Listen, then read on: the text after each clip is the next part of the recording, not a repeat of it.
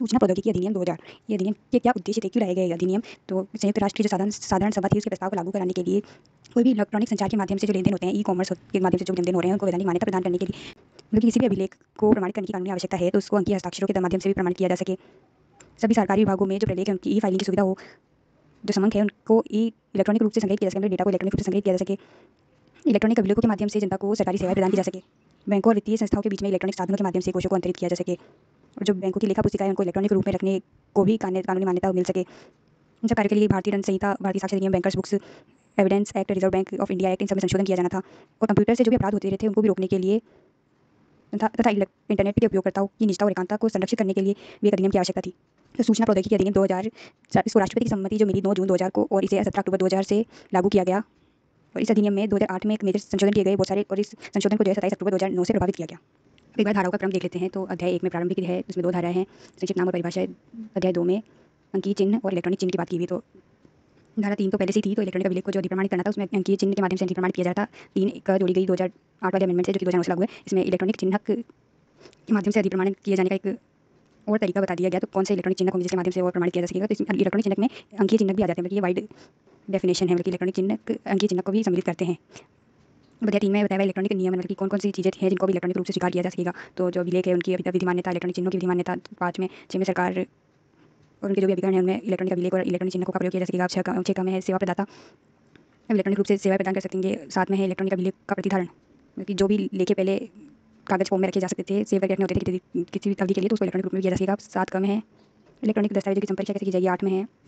अब इलेक्ट्रॉनिक माध्यम से राजपत्र में प्रकाशन किया जा सकेगा। तो 7 का में जितना संपरीक्षण की अंकेक्षण करना होता है ना किसी भी अकाउंट्स वगैरह का, तो अगर वो इलेक्ट्रॉनिक फॉर्म में है तो उनका भी किया जा सकेगा। और 8 में तो बताइए राजपत्र भी इलेक्ट्रॉनिक होगा। 9 में है कि आप किसी भी सरकारी विभाग से दस्तावेजों को इलेक्ट्रॉनिक रूप में स्वीकार करने के लिए उनको बाध्य नहीं कर सकते हो। अब 10 में इलेक्ट्रॉनिक चिन्ह से संबंधित जो भी नियम है वो केंद्र सरकार बनाएगी। 10 का में बताया है कि इलेक्ट्रॉनिक साधनों के माध्यम से कोई भी संविदा भी कर सकते हो, वो भी विधिमान्य होगी। अब अध्याय 4 जो है इलेक्ट्रॉनिक रूप से जो संविदा करते हैं उनके संबंध में, यह धारा 11 में बताया है कि इलेक्ट्रॉनिक अभिलेख का अधिकार किसका होगा, मतलब कि कौन है जो कि इलेक्ट्रॉनिक अभिलेख को भेजने वाला समझा जाएगा। कोई इलेक्ट्रॉनिक अभिलेख किसने बनाया है, किसका है वो, उसका किसका अधिकार है, इसके प्रावधान इसमें धारा 12 में बताया है कि यह इलेक्ट्रॉनिक अभिलेख अगर आप किसको भेज रहे हो तो उसकी स्वीकृति कैसे होगी, कि उसको प्राप्त होगी या नहीं होगी। धारा 13 में बताया है कि ये जो इलेक्ट्रॉनिक अभिलेख है इसको भेजने प्राप्ति का जो समय और स्थान होगा वो क्या होगा। जैसे इलेक्ट्रॉनिक जैसे कॉन्ट्रैक्ट में होते हैं ना, वैसे ही इलेक्ट्रॉनिक कॉन्ट्रैक्ट के लिए भी ये तीनों धाराएं जोड़ी गई है। अब अध्याय 5 है कि इलेक्ट्रॉनिक अभिलेख और ये चिन्ह वगैरह बना तो दोगे, साइन वगैरह इलेक्ट्रॉनिक रूप से कर तो दोगे, लेकिन इनको सुरक्षित कैसे किया जाएगा? तो इसके लिए प्रावधान 14, 15, 16 में है। तो इलेक्ट्रॉनिक अभिलेख के लिए 14 में और चिन्ह के लिए 15 में, और जो प्रक्रिया पद्धति होंगी जिनके रूप से जिनके माध्यम से ये सब इलेक्ट्रॉनिक अभिलेख बनाए और प्रमाणित किए जाएंगे, इनको इनकी भी सुरक्षा की क्या प्रक्रिया होगी। अब अध्याय 6 में जो है इलेक्ट्रॉनिक चिन्ह जो होते हैं उनके प्रमाण पत्र जारी करना होता है। ऐसे ही आप इलेक्ट्रॉनिक चिन्ह नहीं लगा सकते हो, तो इस प्रमाण पत्र को जारी कौन करेगा और इन सबकी पूरी हायरार्की बताई हुई है कि कौन कौन से अधिकारी इन्वॉल्व होंगे इस कार्य में। तो धारा 17 में बताया कि सबसे ऊपर होगा नियंत्रक, जो कि प्रमाणकर्ता प्राधिकारी पर नियंत्रण का कार्य करेगा, और केंद्र सरकार इसको बनाएगी। और धारा 18 में बताया कि इसके कृत्य क्या क्या होंगे, क्या क्या कार्य करने इसको। धारा 19 में बताया कि विदेशी प्रमाणकर्ता प्राधिकारियों की मान्यता। तो ये जो नियंत्रक होता है ना, ये प्रमाणकर्ता प्राधिकारियों को लाइसेंस देता है, तो एक विदेशी प्रमाणकर्ता प्राधिकारी भी हो सकता है। धारा 21 में बताया कि इलेक्ट्रॉनिक चिन्ह के प्रमाणकर्ता जारी करने के लिए अनुज्ञप्ति कैसे दी जाएगी। प्रमाणकर्ता प्राधिकारी को नियंत्रक जो है अनुज्ञप्ति देगा, लाइसेंस देगा, तब जाके वो जो भी व्यक्ति अपने इलेक्ट्रॉनिक चिन्ह बनाना चाहते हैं उनको प्रमाण पत्र जारी करेगा प्रमाणकर्ता प्राधिकारी। और प्रमाणकर्ता प्राधिकारी को ऐसा प्रमाण पत्र देने के लिए अनुज्ञप्ति कौन देगा? नियंत्रक। तो धारा 22 में बताया कि अनुज्ञप्ति के लिए आवेदन कैसे करेगा? प्रमाणकर्ता प्राधिकारी करेगा ये नियंत्रक को आवेदन। और धारा 23 में बताया कि इसका नवीनीकरण कैसे होगा अनुज्ञप्ति का। 24 में बताया कि इसको कैसे नामंजूर किया जा सकेगा, क्या प्रक्रिया होगी। अनुज्ञप्ति का निलंबन कैसे होगा। 25 में बताया 26 में बताया कि इस अनुज्ञप्ति के निलंबन या फिर प्रतिसंहरण की सूचना कैसे दी जाएगी।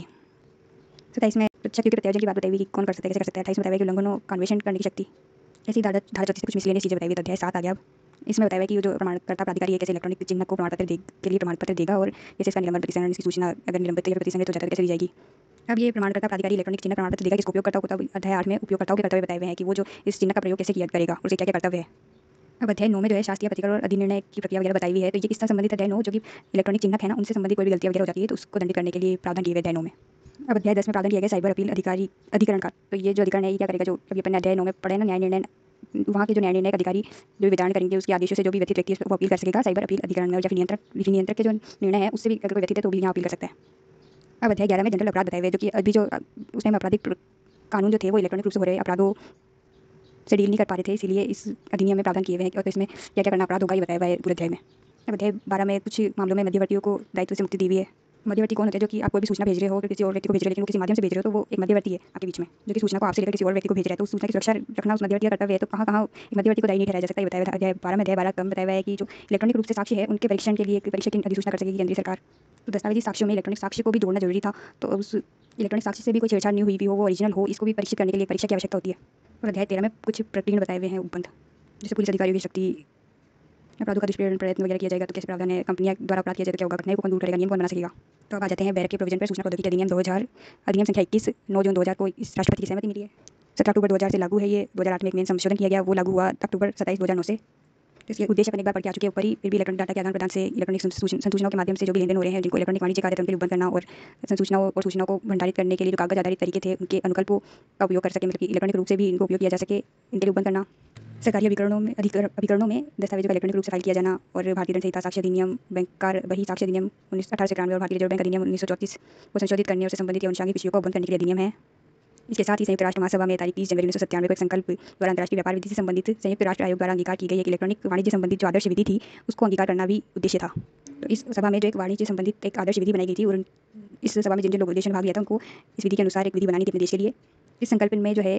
देशों से सिफारिश की गई थी कि जो सूचना के भंडारण के कागज आधारित तरीके थे उनके अनुकल्पों को लागू करने के लिए जो विधि है उनमें सब देशों में एकरूपता की आवश्यकता है, इसलिए इसको ध्यान में रखते हुए भी उस आदर्श विधि के अनुकूल आप विधि बनाएं। तो जो इलेक्ट्रॉनिक संसूचना है वो अंतर्राष्ट्रीय स्तर पर एक रूप से लोग और अंतर्राष्ट्रीय न्यायालय भी यूज़ कर सकें सूचनाओं को, और सभी की विधियों में एकरूपता होगी तभी सो पाएगा। इसीलिए भारत गणराज्य के 91वें वर्ष में संसद द्वारा ये अधिनियम किया गया। अध्याय 1 प्रारंभिक धारा 1 में बताया कि इस अधिनियम का नाम क्या होगा, संक्षिप्त सूचना प्रौद्योगिकी अधिनियम 2000। अब धारा 1 का खंड 2 थोड़ा इंपॉर्टेंट है क्योंकि इसका विस्तार संपूर्ण भारत पर तो है ही, साथ में ये अधिनियम जो है उन सभी अपराधों और उल्लंघनों पर भी लागू होगा जो कि किसी व्यक्ति ने भारत के बाहर किए हैं। इसलिए आपको धारा 75 देखनी पड़ेगी। उसमें कहा है कि यदि वह अपराध या उल्लंघन करने वाले व्यक्ति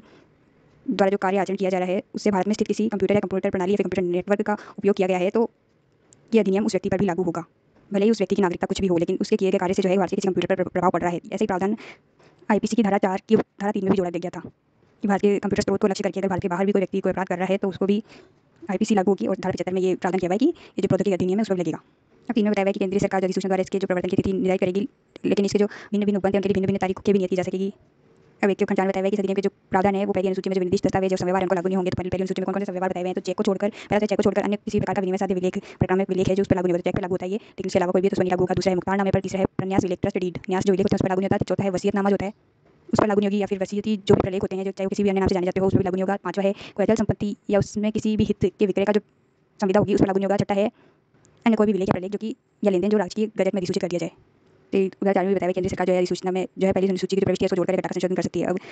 धारा 5 में बताया है कि ये जो अधिसूचना 4 में बताई हुई है वो संसद के प्रत्येक सदन के समक्ष रखी जाएगी। अब धारा 2 में परिभाषा दी हुई है, 2 की धारा 1 में सब परिभाषा दी हुई है, धारा 2 भी इसमें। तो धारा 1 पढ़ रहे हैं अपन अभी, क में परिभाषा दी हुई है अभिगम की। अभिगम मतलब कि एक्सेस पहुंच, तो कंप्यूटर प्रणाली या फिर कंप्यूटर नेटवर्क में प्रवेश प्राप्त करना उसको कहते हैं पहुंच। और इसमें तर्कसंगत जो कंप्यूटर की तर्कसंगत अंक गणितीय या फिर स्मृति फलन है उसमें किसी भी संसाधनों के द्वारा कोई अनुदेश देना या फिर संसूचना देना। तो किसी कंप्यूटर में प्रवेश प्राप्त करना या फिर उसको कोई अनुदेश देना या सूचना देना उसमें अनुगमन करना कहलाता है। अब कम है प्रेषित की परिभाषा, तो वो व्यक्ति जो कि इलेक्ट्रॉनिक अभिलेख प्राप्त करने के लिए प्रवर्तक द्वारा आश्रित है। इसके अंदर लेकिन मध्यवर्ती नहीं आता है, मतलब कि जो प्रवर्तक है जो प्रेषक है वो कि कोई मैसेज वगैरह भेजना चाह रहे हैं, जिस व्यक्ति को भेजना चाह रहे हैं वो होगा प्रेषित, लेकिन इसके अंदर मध्यवर्ती नहीं आएगा, मतलब कि व्हाट्सएप इंस्टा के माध्यम से आप भेज रहे हो तो वो मध्यवर्ती हो गया, वो नहीं आएगा। गवर्नमेंट निर्णायक अधिकारी की परिभाषा दी हुई है, तो धारा 46 की धारा 1 में जो नियुक्त किया जाएगा वो है। कब कहेंगे कि इलेक्ट्रॉनिक चिन्हक लगाया गया है, तो इलेक्ट्रॉनिक चिन्हक लगाना से तात्पर्य है कि किसी इलेक्ट्रॉनिक अभिलेख को इलेक्ट्रॉनिक चिन्हक के द्वारा अधिक प्रमाणित करने के प्रयोजन के लिए किसी व्यक्ति द्वारा कोई भी कार्य पद्धति या फिर प्रक्रिया अंगीकार करना कहलाता है कि उसने इलेक्ट्रॉनिक चिन्हक लगाया है। मतलब किसी अभिलेख पर आप अपना इलेक्ट्रॉनिक चिन्हक लगा रहे हो तो उसको कहेंगे कि आप लगाना कि आपने उसे लगाया है, जो प्रक्रिया कार्य पद्धति बताई हुई है उसके अनुसार।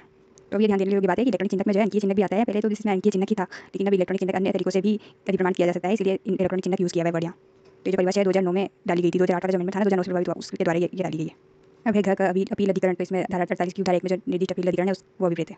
ये 2017 में आई परिभाषा। अब में बताया है कि समुचित सरकार क्या होगी, तो जो संविधान की 7वीं अनुसूची की सूची 2 और सूची 3 के अधीन जो अधिनियम है उसके लिए राज्य सरकार, क्योंकि सूची 2 में तो राज्य सरकार ही बनाती है, सूची 3 क्या है वो जो समवर्ती सूची है जिसमें राज्य सरकार जो विधि बनाती है इन दोनों के लिए राज्य सरकार और इसके अलावा जो बची है उसके लिए केंद्रीय सरकार समुचित सरकार है। अब जब हमें बताया है कि एक असममित गुण प्रणाली क्या होती है, तो सुरक्षित कुंजी युग्म की प्रणाली अभिप्रेत है असममित गुण प्रणाली से। अभी सुरक्षित कुंजी युग्म क्या होता है, जहाँ पे एक निजी कुंजी होती है और एक लोक कुंजी होती है, तो इन दोनों कुंजियों के युग्म से जो प्रणाली को सुरक्षित किया जाता है उसको कहते हैं सुरक्षित कुंजी युग्म की प्रणाली, जिसमें इलेक्ट्रॉनिक चिन्हक को सृजित करने के लिए एक प्राइवेट कुंजी होती है और इलेक्ट्रॉनिक चिन्हक को सत्यापित करने के लिए एक लोक कुंजी होती है, ये होती है सुरक्षित कुंजी युग्म। फिर यहाँ इलेक्ट्रॉनिक चिन्हक का वर्ड यूज़ किया है, पहले यहाँ अंकीय चिन्ह की था, अब क्या हो गया 2009 के संशोधन से और तरीके भी अपनाए जा सकते हैं इलेक्ट्रॉनिक चिन्हक लगाने के लिए, इसलिए यहाँ पे इलेक्ट्रॉनिक चिन्हक लिख दिया गया है। अब 6 में प्रमाणपत्र प्राधिकारी की परिभाषा, तो ऐसा व्यक्ति से विपरीत जो कि धारा 24 के अधीन इलेक्ट्रॉनिक चिन्हक को प्रमाणपत्र जारी करने के लिए जिसको अनुज्ञप्ति दी हुई है, अनुज्ञप्ति देता कौन है, नियंत्रक। अब जब हमें बताया है प्रमाणीकरण पद्धति विवरण, तो ऐसी पद्धति जिसका उपयोग प्रमाणकर्ता प्राधिकारी इलेक्ट्रॉनिक चिन्हक प्रमाणपत्र जारी करने के लिए करेगा उसको कहते हैं प्रमाणीकरण पद्धति विवरण, मतलब कि जो प्रमाणकर्ता प्राधिकारी प्रमाणपत्र जारी करने के लिए जिस पद्धति का उपयोग करेगा उसका विवरण।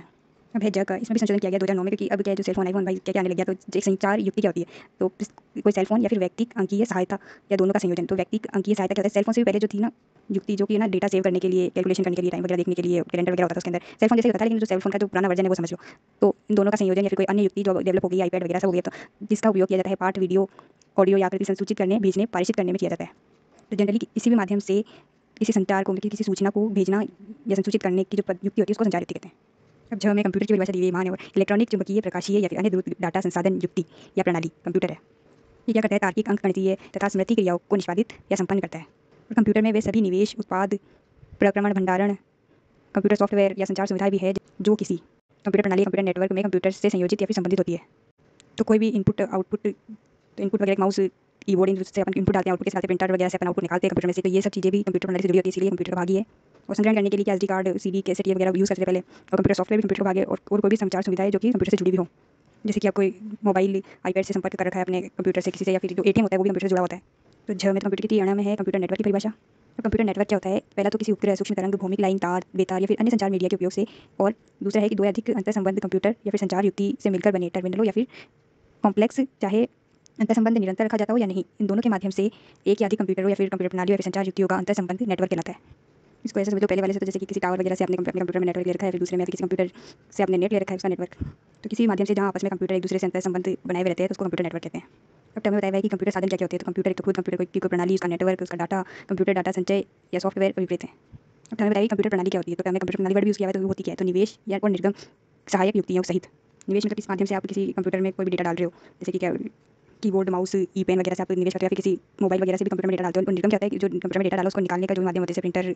तो इन सब युक्तियों सहित जो इसमें सिर्फ कैलकुलेटर को छोड़ा गया है, जो कि प्रोग्राम किए जाने योग्य नहीं होते हैं, क्योंकि कैलकुलेटर तो बस कैलकुलेशन का काम करता है, कंप्यूटर से लिंक होता है। तो जो बाह्य फाइलों के साथ संयोजन में उपयोग में नहीं आ सकते हैं, ऐसी युक्ति को छोड़ा गया है। तो निवेश, निर्गम की सहायक युक्तियों सहित ऐसी युक्तियाँ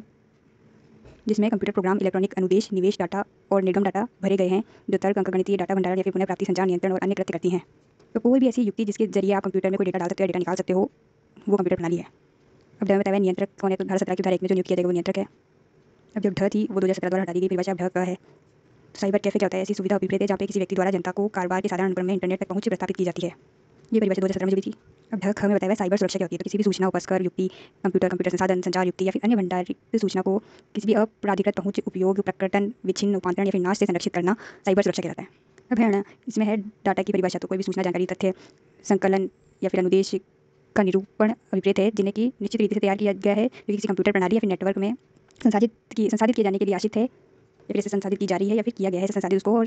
किसी भी रूप में सकती है जिसके अंदर कंप्यूटर का प्रिंट आउट, चुंबकीय, प्रकाशीय भंडारण, मीडिया, छिद्रित कार्ड, चित्रित टैप या फिर कंप्यूटर की स्मृति में अंतरित रूप से भंडारित कोई भी सूचना है तो वो डाटा है। तो कोई भी ऐसी सूचना जो कि कंप्यूटर में है और कंप्यूटर से आप निकाल सकते हो, उसको किसी भी तरीके से भंडारित कर सकते हो, तो वो डाटा है। अब तो हमें बताया है अंकीय चिन्ह क्या होता है। तो किसी उपयोगकर्ता द्वारा 3 के उपबंध के अनुसार इलेक्ट्रॉनिक पद्धति या फिर प्रक्रिया द्वारा इलेक्ट्रॉनिक अभिलेख को अधिप्रमाणित करना अंकीय चिन्ह कहलाता है। तो यहाँ उपयोगकर्ता कौन है? उपयोगकर्ता जो प्रमाणक प्राधिकारी से प्रमाण पत्र प्राप्त करता है किसी अंकीय चिन्ह को यूज़ करने के लिए। और जब ये उपयोगकर्ता किसी इलेक्ट्रॉनिक अभिलेख का अधिप्रमाणन इस अंकीय चिन्ह से करता है तो उसको कहते हैं कि उसने अंकीय चिन्ह से अधिप्रमाण किया है। अब हमें बताया हुआ अंकीय चिन्ह प्रमाण पत्र क्या होता है। तो धारा 35 की धारा 4 में जो प्रमाण पत्र दिया जाएगा वो है। अब हमें बताइए सूचना की परिभाषा। तो इलेक्ट्रॉनिक रूप से किसी भी मीडिया, चुंबकीय, प्रकाशीय, कंप्यूटर स्मृति, माइक्रोफिल्म, कंप्यूटर उत्पादित सूक्ष्मिका या फिर समरूप युक्ति में उत्पादित, प्रेषित, प्राप्त या भंडारित कोई भी सूचना विपरीत है। अब हमें बताइए इलेक्ट्रॉनिक राजपत्र क्या होगा। तो इलेक्ट्रॉनिक रूप से प्रकाशित कोई राजपत्र। तो हमें बताइए इलेक्ट्रॉनिक अभिलेख की परिभाषा। तो साक्ष्य में आप इलेक्ट्रॉनिक अभिलेख दोगे तो उसकी परिभाषा क्या है? तो इलेक्ट्रॉनिक रूप से या फिर किसी माइक्रोफिल्म या फिर कंप्यूटर उत्पादित सूक्ष्मिका में, मतलब कोई यूएसबी, एसडी कार्ड वगैरह में कोई भी डाटा अभिलेख या फिर उत्पादित डाटा या फिर भंडारित या फिर प्राप्त या प्रेषित प्रतिबंध, मतलब स्क्रीनशॉट ले लो आप, या फिर कोई ध्वनि अभिप्रेत है, ये सब डाटा जो इलेक्ट्रॉनिक रूप में है तो इसको कहेंगे इलेक्ट्रॉनिक अभिलेख है। अब है न क, ये भी 2009 में आया है। तो इलेक्ट्रॉनिक चिन्ह क्या होगा? तो उपयोगकर्ता द्वारा दूसरी अनुसूची में जो विनिर्दिष्ट इलेक्ट्रॉनिक तकनीक है उसके माध्यम से किसी इलेक्ट्रॉनिक अभिलेख का अधिप्रमाणन इलेक्ट्रॉनिक चिन्ह कहलाता है, और इसके अंतर्गत अंकीय चिन्ह भी शामिल है। तो मैंने पहले बताया था कि पहले इस अधिनियम में सिर्फ अंकीय चिन्ह ही था, वही प्रोसेस थी, उसके द्वारा आप विधि प्रमाण कर सकते थे। लेकिन बाद में दूसरी अनुसूची में जो विनिर्दिष्ट तरीका है उस तकनीक से भी आप इलेक्ट्रॉनिक अभिलेख का अधिप्रमाण कर सकते हो। तो जो इलेक्ट्रॉनिक चिन्ह की यहाँ परिभाषा दी है उसमें अंकीय चिन्ह भी इंक्लूड है। अब न हमें बताया इलेक्ट्रॉनिक चिन्ह प्रमाण पत्र क्या होगा। तो धारा 35 से 3 जो जारी किया जाएगा इलेक्ट्रॉनिक चिन्ह प्रमाण पत्र वो विपरीत है, और इसी के अंतर्गत अंकीय चिन्ह प्रमाण पत्र भी आ जाएगा, जैसे कि ऊपर वाली धारा में था। तो जैसे प्रमाण पत्र भी अंकीय चिन्ह प्रमाण पत्र को इंक्लूड करता है। तो पहले जो धारा 35 थी सिर्फ अंकीय चिन्ह को ही प्रमाण पत्र दे रही थी, अब जो बाकी की तकनीक आएगी उनको भी प्रमाण पत्र नहीं मिलेगा, और अंकीय चिन्ह को फिर अन्य कोई तकनीक उन सबको मिला के इलेक्ट्रॉनिक चिन्ह प्रमाण पत्र लिखा जाएगा। अब हमें दी है फलन की परिभाषा। फलन मतलब कि कोई कार्य, फंक्शन में कंप्यूटर के संबंध में फलन क्या होता है? किसी भी कंप्यूटर से अथवा कंप्यूटर के अंतर्गत तर्क, नियंत्रण, अंकगणितीय प्रक्रिया, विलोपन, भंडारण या पुनः प्राप्ति या फिर संचार कर रहे हो कंप्यूटर के माध्यम से या दूर संचार कर रहे हो तो उसको सम्मिलित किया जाता है फलन, मतलब कि कंप्यूटर के कार्य, कंप्यूटर के फंक्शन। कंप्यूटर के क्या क्या कार्य होते हैं? तर्क करना, नियंत्रण करना, अंकगणितीय प्रक्रिया करना, विलोपन करना, भंडारण करना, पुनः प्राप्ति करना किसी चीज़ की, संचार करना, दूर संचार करना। अब प इसमें भारतीय कंप्यूटर आपात मोचन दल धारा 70 ख के धारा 1 के दिन जो भी स्थापित अभिकरण है उसको नाम किया जाएगा। ये भी 2009 में था। अब फ में परिभाषा है सूचना की। तो सूचना में डाटा, संदेश, पाठ, प्रतिबिंब, ध्वनि, वाणी, कोड, कंप्यूटर कार्यक्रम, सॉफ्टवेयर और डाटा संचय या फिर माइक्रोफिल्म या फिर कंप्यूटर उत्पादित सूक्ष्मिका भी आती है। अब मैं बताइए मध्यवर्ती की परिभाषा। तो किसी इलेक्ट्रॉनिक अभिलेख के संबंध में ऐसा कोई व्यक्ति जो कि किसी अन्य व्यक्ति की ओर से कोई अभिलेख प्राप्त करता है, उसको भंडारित करता है, पारित करता है, या फिर किसी अभिलेख के संबंध में कोई भी सेवा प्रदान करता है। सेवा मतलब इंस्टा, व्हाट्सएप, फेसबुक, ट्विटर वगैरह का मध्यवर्ती है जो कि आपसे सूचना लेके दूसरों को भेज रहे हैं। तो इसके अंदर दूरसंचार सेवा प्रदाता, नेटवर्क सेवा प्रदाता, इंटरनेट सेवा प्रदाता, वेब होस्टिंग सेवा प्रदाता, search engine, online payment site, online auction site, online विपणन स्थान और साइबर कैफे भी है। तो आप कोई ऑनलाइन शॉपिंग वगैरह करते हो तो उस साइट पे आप अपनी पर्सनल डिटेल वगैरह डालते हो, तो वो मध्यवर्ती है, उसको सेव करना है आपका डेटा। अब हमें बताया है असममित गूढ़ प्रणाली में कुंजी युग्म से प्राइवेट कुंजी और उसके अंकगणितीय रूप से संबंधित लोक कुंजी विपरीत है, जो कि इस प्रकार संबंधित है कि लोक कुंजी उस अंकगणितीय चिन्ह को सत्यापित कर सकती है जो कि प्राइवेट कुंजी द्वारा सृजित किया गया है। तो प्राइवेट कुंजी से जो कि अंकीय चिन्ह लगाया जाता है उसको लोक कुंजी द्वारा सत्यापित किया जाता है। इस प्रोसेस को कहते हैं असममित गूढ़ प्रणाली। अब में है विधि की परिभाषा। तो संसद, राज्य, विधानमंडल द्वारा जो भी अधिनियम बनाए जाएंगे और राष्ट्रपति, राज्यपाल द्वारा प्रख्यापित जो भी अध्यादेश है अनुच्छेद 240 के अधीन जो राष्ट्रपति द्वारा बनाए हुए विनियम है, संविधान के अनुच्छेद 357 के खंड 1 के खंड क में जो राष्ट्रपति अधिनियम के रूप में अधिनियमित विधेयक बनाता है वो भी आते हैं, और उसके अंतर्गत बनाए हुए कोई विनियम, उपविधियाँ और जारी किए गए आदेश भी हैं। अब यह में अनुज्ञप्ति की परिभाषा है, तो इसमें जो प्रमाणकर्ता प्राधिकारी को अनुज्ञप्ति दी जाती है वो विपरीत है। अब यह क में प्रवर्तक की परिभाषा दी हुई है। तो अपन ने शुरू में दूसरी परिभाषा किसी व्यक्ति थी। तो प्रवर्तक कौन होता है? ऐसा व्यक्ति विपरीत है जो किसी इलेक्ट्रॉनिक संदेश को भेजता है या फिर उसका उत्पादन करता है, उसका भंडारण करता है, या फिर किसी अन्य व्यक्ति को उसको पारित करता है, या फिर किसी इलेक्ट्रॉनिक संदेश को किसी और व्यक्ति से भिजवाता है, उत्पादन करवाता है, या फिर अन्य व्यक्ति को प्रेषित करवाता है, किंतु इसके अंतर्गत कोई मध्यवर्ती नहीं आएगा। या तो आप किसी संदेश को खुद भेज रहे हो या फिर किसी और के माध्यम से भिजवा रहे हो तो आप प्रवर्तक कहलाते हो। तो इसके अंदर मध्यवर्ती नहीं, जिस माध्यम से आप भेज रहे हो, जैसे कि आप किसी को व्हाट्सएप से मैसेज भेज रहे हो, मैसेंजर से मैसेज भेज रहे हो, तो वो प्रवर्तक नहीं है, आप हो प्रवर्तक। किसी सूचना को आप भेजो या फिर उसका उत्पादन करो ताकि आप उसको भेजने के लिए उत्पादन करो, किसी सूचना को या फिर उसका भंडारण करो, आप स्टोर कर रहे हो, या फिर किसी अन्य व्यक्ति को पारित कर रहे हो, किसी अन्य व्यक्ति को उसको दे रहे हो ताकि उसको भेजा जा सके आगे, तो आप सूचना के प्रवर्तक कहलाओगे। अब यह काम है विहित विहित से क्या होता है जो नियम बनाए जाएंगे अधिनियम के। अब यह ग में बताया हुआ है कि प्राइवेट कुंजी क्या होती है, जो वो कुंजी युग्म जो कि कुंजी युग्म की वो कुंजी जो कि किसी अंकीय चिन्ह को सृजित करने के लिए प्रयोग की जाती है, और यह ग में बताया लोक कुंजी क्या होती है, तो कुंजी युग्म की वो कुंजी जो कि किसी अंकीय चिन्ह को सत्यापित करने के प्रयोग में आती है, और ये जो अंकीय चिन्ह का प्रमाण पत्र मिलता है आपको उसमें सूचीबद्ध होती है। अब यह अण्वय में बताया हुआ है कि सुरक्षित प्रणाली क्या होती है। तो ऐसी कंप्यूटर हार्डवेयर, सॉफ्टवेयर और प्रक्रिया जो कि अपराधिकृत प्रवेश और दुरुपयोग से युक्तियुक्त रूप से सुरक्षित है। दूसरा है विश्वसनीयता और उसकी सही संचालन का युक्तियुक्त स्तर उपबंधित करती है। तीसरा है आशित जो कृत्य है उसके लिए युक्तियुक्त रूप से उपयुक्त है, जो आपका काम करना चाह रहे हो उससे वो करने के लिए उपयुक्त भी होता है। साधारणतः स्वीकार्य सुरक्षा जो प्रणाली है उनके अनुरूप है। अब यह जब है सुरक्षा प्रक्रिया क्या होगी, तो धारा 16 में जो केंद्रीय सरकार भी करेगी वो। अब यह 6 में बताया हुआ उपयोगकर्ता कौन होता है, तो वो व्यक्ति जिसके नाम से किसी इलेक्ट्रॉनिक चिन्ह के प्रमाण पत्र को जारी किया जाता है। अब यह जब में बताया हुआ है कि किसी अंकीय चिन्ह या फिर इलेक्ट्रॉनिक अभिलेख या फिर किसी लोक कुंजी के संबंध में सत्यापित करने से क्या अभिप्राय है। इन तीनों को सत्यापित करने से क्या मतलब है आपका? तो पहला है कि प्रारंभिक इलेक्ट्रॉनिक अभिलेख पर उपयोगकर्ता की जो लोक कुंजी है उसके तदनुरूप ही प्राइवेट कुंजी का उपयोग करके ही अंकीय चिन्ह लगाया गया था। और दूसरा है कि मतलब सत्यापित करने का मतलब कि किसी इलेक्ट्रॉनिक अभिलेख पर जो भी अंकीय चिन्ह लगाया हुआ है वो उसी प्राइवेट कुंजी का उपयोग करके लगाया हुआ है जो कि लोक कुंजी से सत्यापित हो सकती है। तो वो सत्यापित हो रही है, मतलब कि वो इलेक्ट्रॉनिक अभिलेख जो है वो सत्यापित हो जाएगा साथ में। और दूसरा किसी अभिलेख को सत्यापित करने से यह निर्धारित होता है कि क्या प्रारंभिक इलेक्ट्रॉनिक अभिलेख जो था उसने ऐसे इलेक्ट्रॉनिक अभिलेख पर जो अंकीय चिन्ह इस प्रकार लगाए जाने के समय से ही वो अक्षुण्ण रखे गए हैं या फिर उसमें रूपांतरण किया गया है। अब है धारा 2 की। धारा 2 अगर इस अधिनियम में किसी अधिनियम या फिर उपबंध के प्रति कोई निर्देश बताया हुआ है, लेकिन वो जो क्षेत्र जिसके संबंध में ऐसा कोई क्षेत्र है जहाँ पर वो अधिनियम या फिर उपबंध लागू नहीं है, तो इस अधिनियम के अधीन जो उस अधिनियम के प्रति निर्देश है वो वही समझा जाएगा कि उस क्षेत्र में जो प्रवर्तित तत्समय विधि या फिर तत्संबंधी सुसंगत उपबंध है उसके प्रति निर्देश है। इसको एक एग्जांपल से समझ लो कि जैसे इस अधिनियम में लिखा हुआ मान लो कि रजिस्ट्रेशन है जो आप इलेक्ट्रॉनिक रूप से करवा सकते हैं, लेकिन जहाँ जिस क्षेत्र में रजिस्ट्रेशन करवाना है आप रजिस्ट्रेशन एक्ट लगता ही है, तो उस रजिस्ट्रेशन एक्ट के प्रति निर्देश था इस अधिनियम में। लेकिन जिस क्षेत्र में रजिस्ट्रेशन एक्ट के अलावा जो भी विधि लगती है रजिस्ट्रेशन के लिए उसके संबंध में निर्देश समझ लिया जाएगा। अब आ जाते हैं अध्याय 2 में अंकीय चिन्ह और इलेक्ट्रॉनिक चिन्ह क्या होते हैं, किस काम आते हैं सब समझते हैं। तो धारा 3 में बताया कि इलेक्ट्रॉनिक अभिलेख का अधिप्रमाणीकरण कैसे किया जाएगा। तो धारा 2 में 1 में बताया कि इस धारा के जो बंद है उसके अधीन रहते हुए कोई भी उपयोगकर्ता जो है वो किसी इलेक्ट्रॉनिक अभिलेख को अगर अधिप्रमाण करना चाहता है तो वो अंकीय चिन्ह लगाकर उसका अधिप्रमाण कर सकता है। तो धारा 1 तो ये बता रही है कि आपको जो साइन करके काम करना था आप अंकीय चिन्ह लगाकर चलो अधिप्रमाण कर दोगे, लेकिन अब धारा 2 बताती है कि उस अभिलेख का अधिप्रमाण कैसे किया जाएगा, वेरीफाई कैसे किया जाएगा कि हाँ वो अभिलेख सही है, उस पर सही तरीके से आपने चिन्ह लगाए हैं। तो धारा 1 में तो आपने अपनी प्राइवेट की लगाकर उसको अधिप्रमाण कर दिया। अब धारा 2 में चेक भी तो करना पड़ेगा कि हाँ वो आपने लगाई है वो लोक कुंजी से वो मैच हो रही है कि नहीं हो रही है, वो अभिलेख सही है कि नहीं। तो इस इलेक्ट्रॉनिक अभिलेख का अधिप्रमाण जो है असममित गूढ़ प्रणाली या फिर द्रुतान्वेषण फलन का उपयोग करके किया जा सकेगा, जो प्रारंभिक इलेक्ट्रॉनिक अभिलेख को किसी अन्य इलेक्ट्रॉनिक अभिलेख में आवृत्त और रूपांतर करता है। तो कोई इलेक्ट्रॉनिक अभिलेख था उस पर आपने प्राइवेट कुंजी लगा दी, तो उसका अधिप्रमाण उसको चेक किया कैसे किया जाएगा, आपकी असममित गूढ़ प्रणाली है या फिर द्रुतान्वेषण फलन हैश यूज़ करके हैश प्रणाली। तो इस प्रक्रिया में क्या होगा, जब आपकी प्राइवेट कुंजी थी उसको लोक कुंजी से मिलान कर लिया जाएगा कि हाँ वो सही है कि नहीं, इलेक्ट्रॉनिक अभिलेख जो आपने प्रारंभिक रूप से बनाया वो सही है कि नहीं, या क्या उसमें जब आपने उसको अंकीय चिन्ह लगाया उसके बाद में कोई परिवर्तन तो नहीं हुआ है, ये प्रमाणित हो जाता है इस सिस्टम को लगा के। स्पष्टीकरण में बताया हुआ है कि ये द्रुतान्वेषण फलन क्या होता है। तो इसमें एल्गोरिथम मैपिंग या फिर वीटस की एक श्रृंखला का दूसरी श्रृंखला में रूपांतरण विपरीत है, जो कि सामान्यतः द्रुतान्वेषण परिणाम के नाम से ज्ञात सेट से छोटी है। तो मतलब कि ये प्रणाली लगाई जाएगी तो आपके जो इलेक्ट्रॉनिक अभिलेख है उसका एक द्रुतान्वेषण परिणाम निकलेगा, हैश रिजल्ट निकलेगा। तो कोई भी इलेक्ट्रॉनिक अभिलेख प्रत्येक समय वही मिश्रित परिणाम उत्पन्न करता है जब उसी इलेक्ट्रॉनिक अभिलेख के साथ एल्गोरिथम विधि का उपयोग किया जाता है। मतलब कि ये द्रुतान्वेषण फलन से एक बार आपके इलेक्ट्रॉनिक अभिलेख का अधिप्रमाण हो गया तो इसका मतलब अब पहला जो है आपके जो संगणनात्मक रूप से एल्गोरिथम विधि से उत्पन्न जो मिश्रित परिणाम है उससे मूल इलेक्ट्रॉनिक अभिलेख को पुनः प्राप्त करना है, फिर उसकी पुनर्रचना करना संभव नहीं होगा। और दूसरा है संगणनात्मक रूप से एल्गोरिथम विधि का उपयोग कर जो दो इलेक्ट्रॉनिक अभिलेखों का एक समान परिणाम उत्पन्न करना संभव नहीं होता है। तो जो आपका इलेक्ट्रॉनिक अभिलेख है वो एक ही विशिष्ट परिणाम उत्पन्न करना चाहिए। अगर वो नहीं कर रहा है तो मतलब उसमें कुछ गड़बड़ है, उसमें कुछ परिवर्तन किया गया। तो उपधारा में आपके अभिलेख का भी अधिप्रमाण हो गया। तीसरे में बताया कि कोई तीसरा व्यक्ति जो है वो चाहे तो उपयोगकर्ता की जो लोक कुंजी है उसका उपयोग करके इलेक्ट्रॉनिक अभिलेख को सत्यापित कर सकता है। मतलब किसी अन्य व्यक्ति को जानना है कि जो उपयोगकर्ता ने प्राइवेट कुंजी लगा के उसका अंकीय चिन्ह किया है वो सही है कि नहीं, तो वो लोक कुंजी लगा के उसकी उस इलेक्ट्रॉनिक अभिलेख को सत्यापित कर सकता है। उदाहरण 4 में बताया कि प्राइवेट कुंजी और लोक कुंजी जो होती है वो उपयोगकर्ता के लिए अद्वितीय होती है और उसमें और वे जो है फलनकारी कुंजी युग्म का निर्माण करती है। मतलब ये जो दोनों कुंजी होती है वो यूनिक होती है और यही दोनों आपस में मैच होंगी।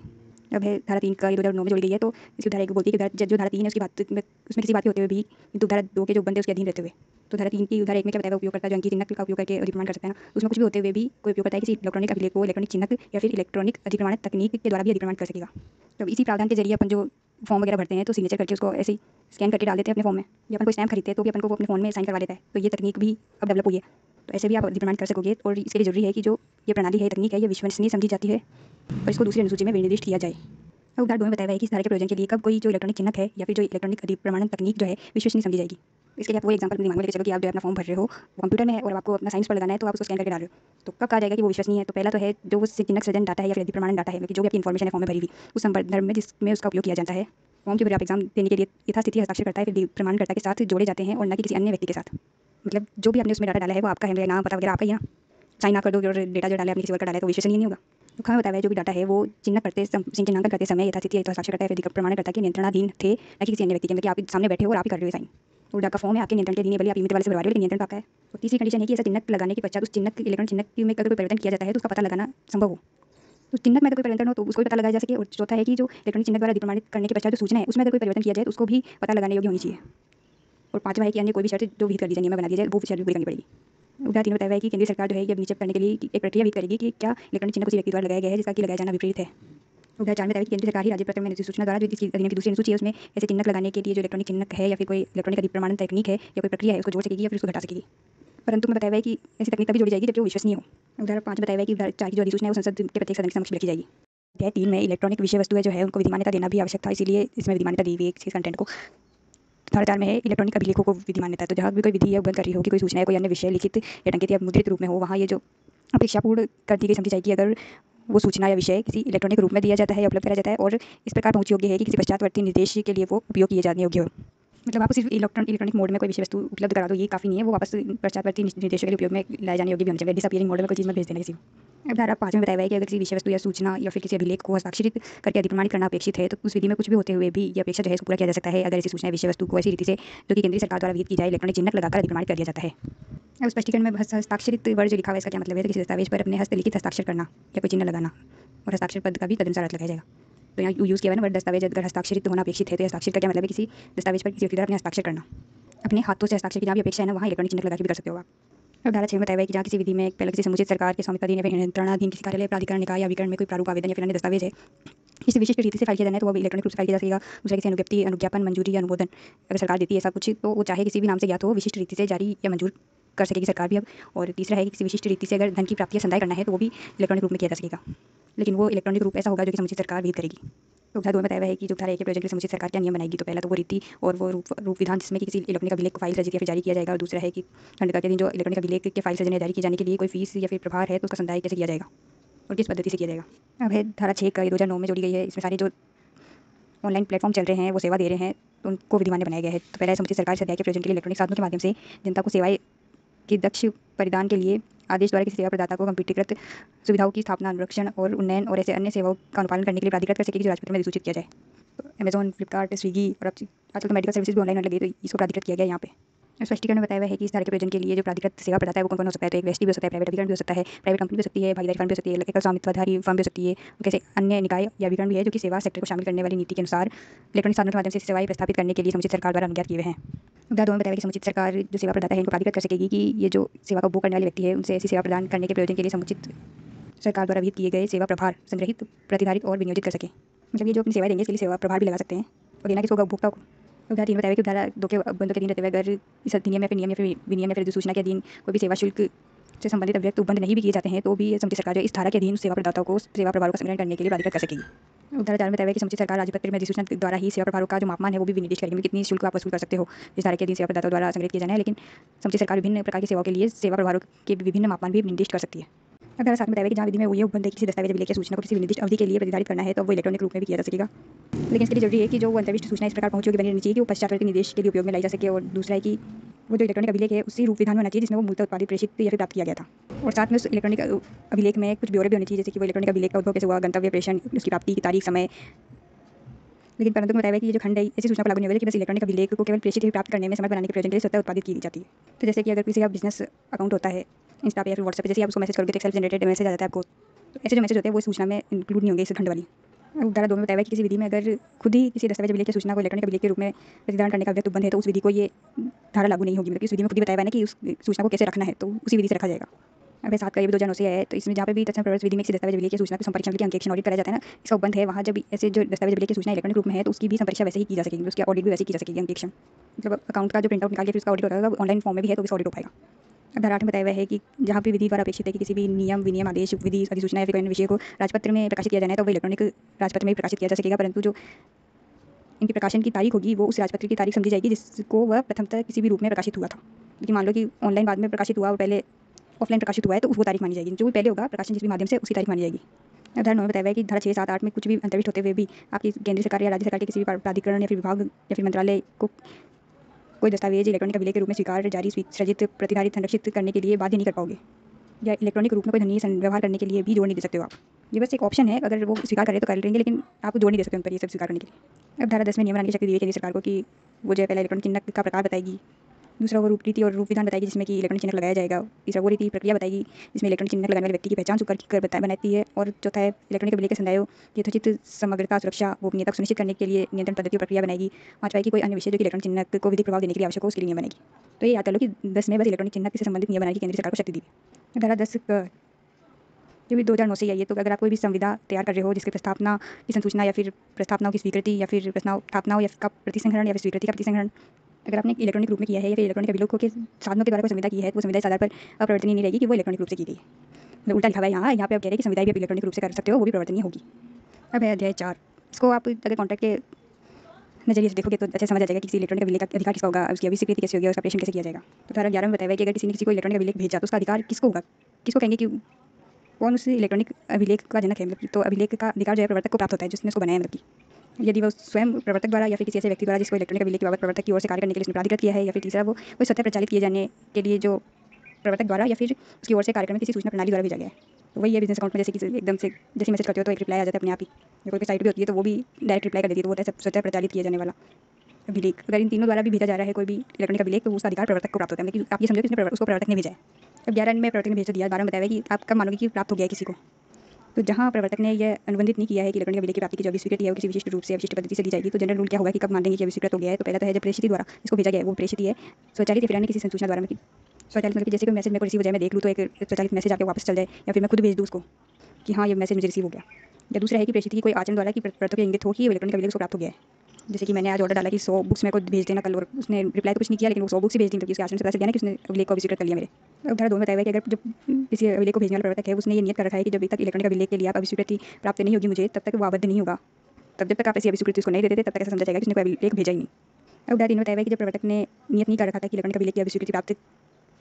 होगी तभी वो आबद्ध होगा। तो जब प्रवर्तक है एक विनिर्दिष्ट या फिर तय किए हुए समय के भीतर या फिर कोई समय विनिर्दिष्ट नहीं किया तो उसने तो उचित समय के भीतर अगर अभिस्वीकृति उसको प्राप्त नहीं हुई है तो जो है प्रेषित को ये कथन करते हुए एक नोटिस देगा कि आपकी जो है मैंने जो अभिलेख भेजा उसकी अभिस्वीकृति प्राप्त नहीं हुई है। अगर आप उचित समय जो कि विनिर्दिष्ट करेगा वो उसमें अभिस्वीकृति नहीं करोगे तो ये समझा जाएगा कि ये अभिलेख मैंने भेजा नहीं है। तो जैसा एक नोटिस आपने उसको दे दिया और वो समय जो आपने बताया था वो बीत गया, तो उसके बाद ऐसा समझा जाएगा कि आपने वो इलेक्ट्रॉनिक अभिलेख उसको भेजा ही नहीं। तो आपने कोई मैसेज किया और अगले को बताया नहीं कि आपको रिप्लाई भी करना है कि नहीं करना है। अब विनिर्दिष्ट समय तो जो था वो निकल गया, फिर जो समय आपने बताया नहीं था तो जैसे समय निकलने के बाद में भी उसका रिप्लाई कुछ नहीं आया, तो आपको एक नोटिस दे दो कि भाई इस समय में आप अभिस्वीकृति दे दो। अगर वो इस नोटिस के बाद भी जो समय आपने बताया उसमें रिप्लाई नहीं करता है मतलब ये मान जाएगा कि आपके अभिलेख का जो है आपने भेजा ही नहीं। अब धारा 13 में बताया कि किसी इलेक्ट्रॉनिक अभिलेख के प्रेषण या प्राप्ति का समय और स्थान क्या होगा, ये भी कॉन्ट्रैक्ट की तरह होता है। तो धारा 1 में अभिलेख के प्रेषण का समय बताया हुआ है, जैसे कि आपका प्रस्ताव का समय बताया जो हुआ है कॉन्ट्रैक्ट में, वैसे ही कि कब कहेंगे कि आपका जो प्रेषण है अभिलेख का वो हो गया जब भी तक कि प्रवर्तक या फिर प्रेषित है उसके बीच में अगर कोई अन्यथा बंद हुआ है तो उसको छोड़कर जनरल रूल क्या है कि किसी इलेक्ट्रॉनिक अभिलेख का प्रेषण उस समय होता है जब वो प्रवर्तक के नियंत्रण के बाहर किसी कंप्यूटर के साधन में पहुंच जाए। क्योंकि मैंने मैसेज किया और आप अगले व्यक्ति के कंप्यूटर में पहुंच गया, तो मतलब कि वो मेरा जो अभिलेख है वो प्रेषित हो गया। अब धारा 2 में बताया है कि एक में आपने भेज तो दिया लेकिन कब कहेंगे कि वो जो प्रवर्तक का मैसेज है वो प्रेषित को प्राप्त हो गया। तो प्रवर्तक और प्रेषित के बीच में अगर कोई अन्यथा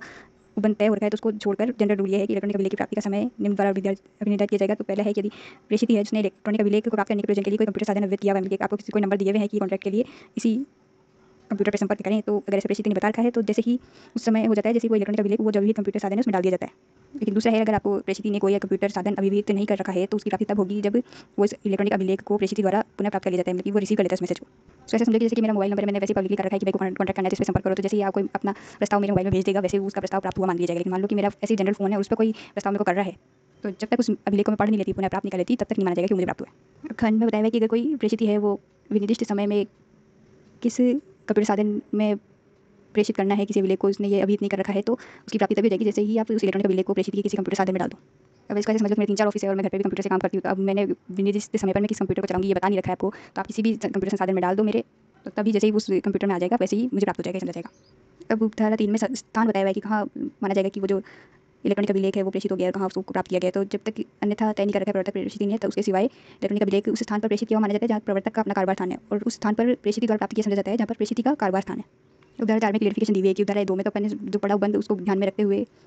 कि उदाहरण 2 में जो बताया हुआ है उस हिसाब से कंप्यूटर साधन जो है कहीं भी अवस्थित हो सकता है, लेकिन उसका जो स्थान है वो वही माना जाएगा जो उदाहरण 3 में प्राप्त करने का बताया हुआ है। तो उदाहरण 2 में क्या बताया हुआ है कि जब उसने कोई संसाधन बताई नहीं रखा है, उसके ऑफिस का, घर का, कहाँ का किसे भेजना है, तो आपने कहीं पर भी उसको भेजा हो उदाहरण 2 के अनुसार, लेकिन उदाहरण 3 लागू होगी, उसको ये समझा जाएगा कि उसने अपने कारोबार के स्थान पर ही उसको प्राप्त किया है।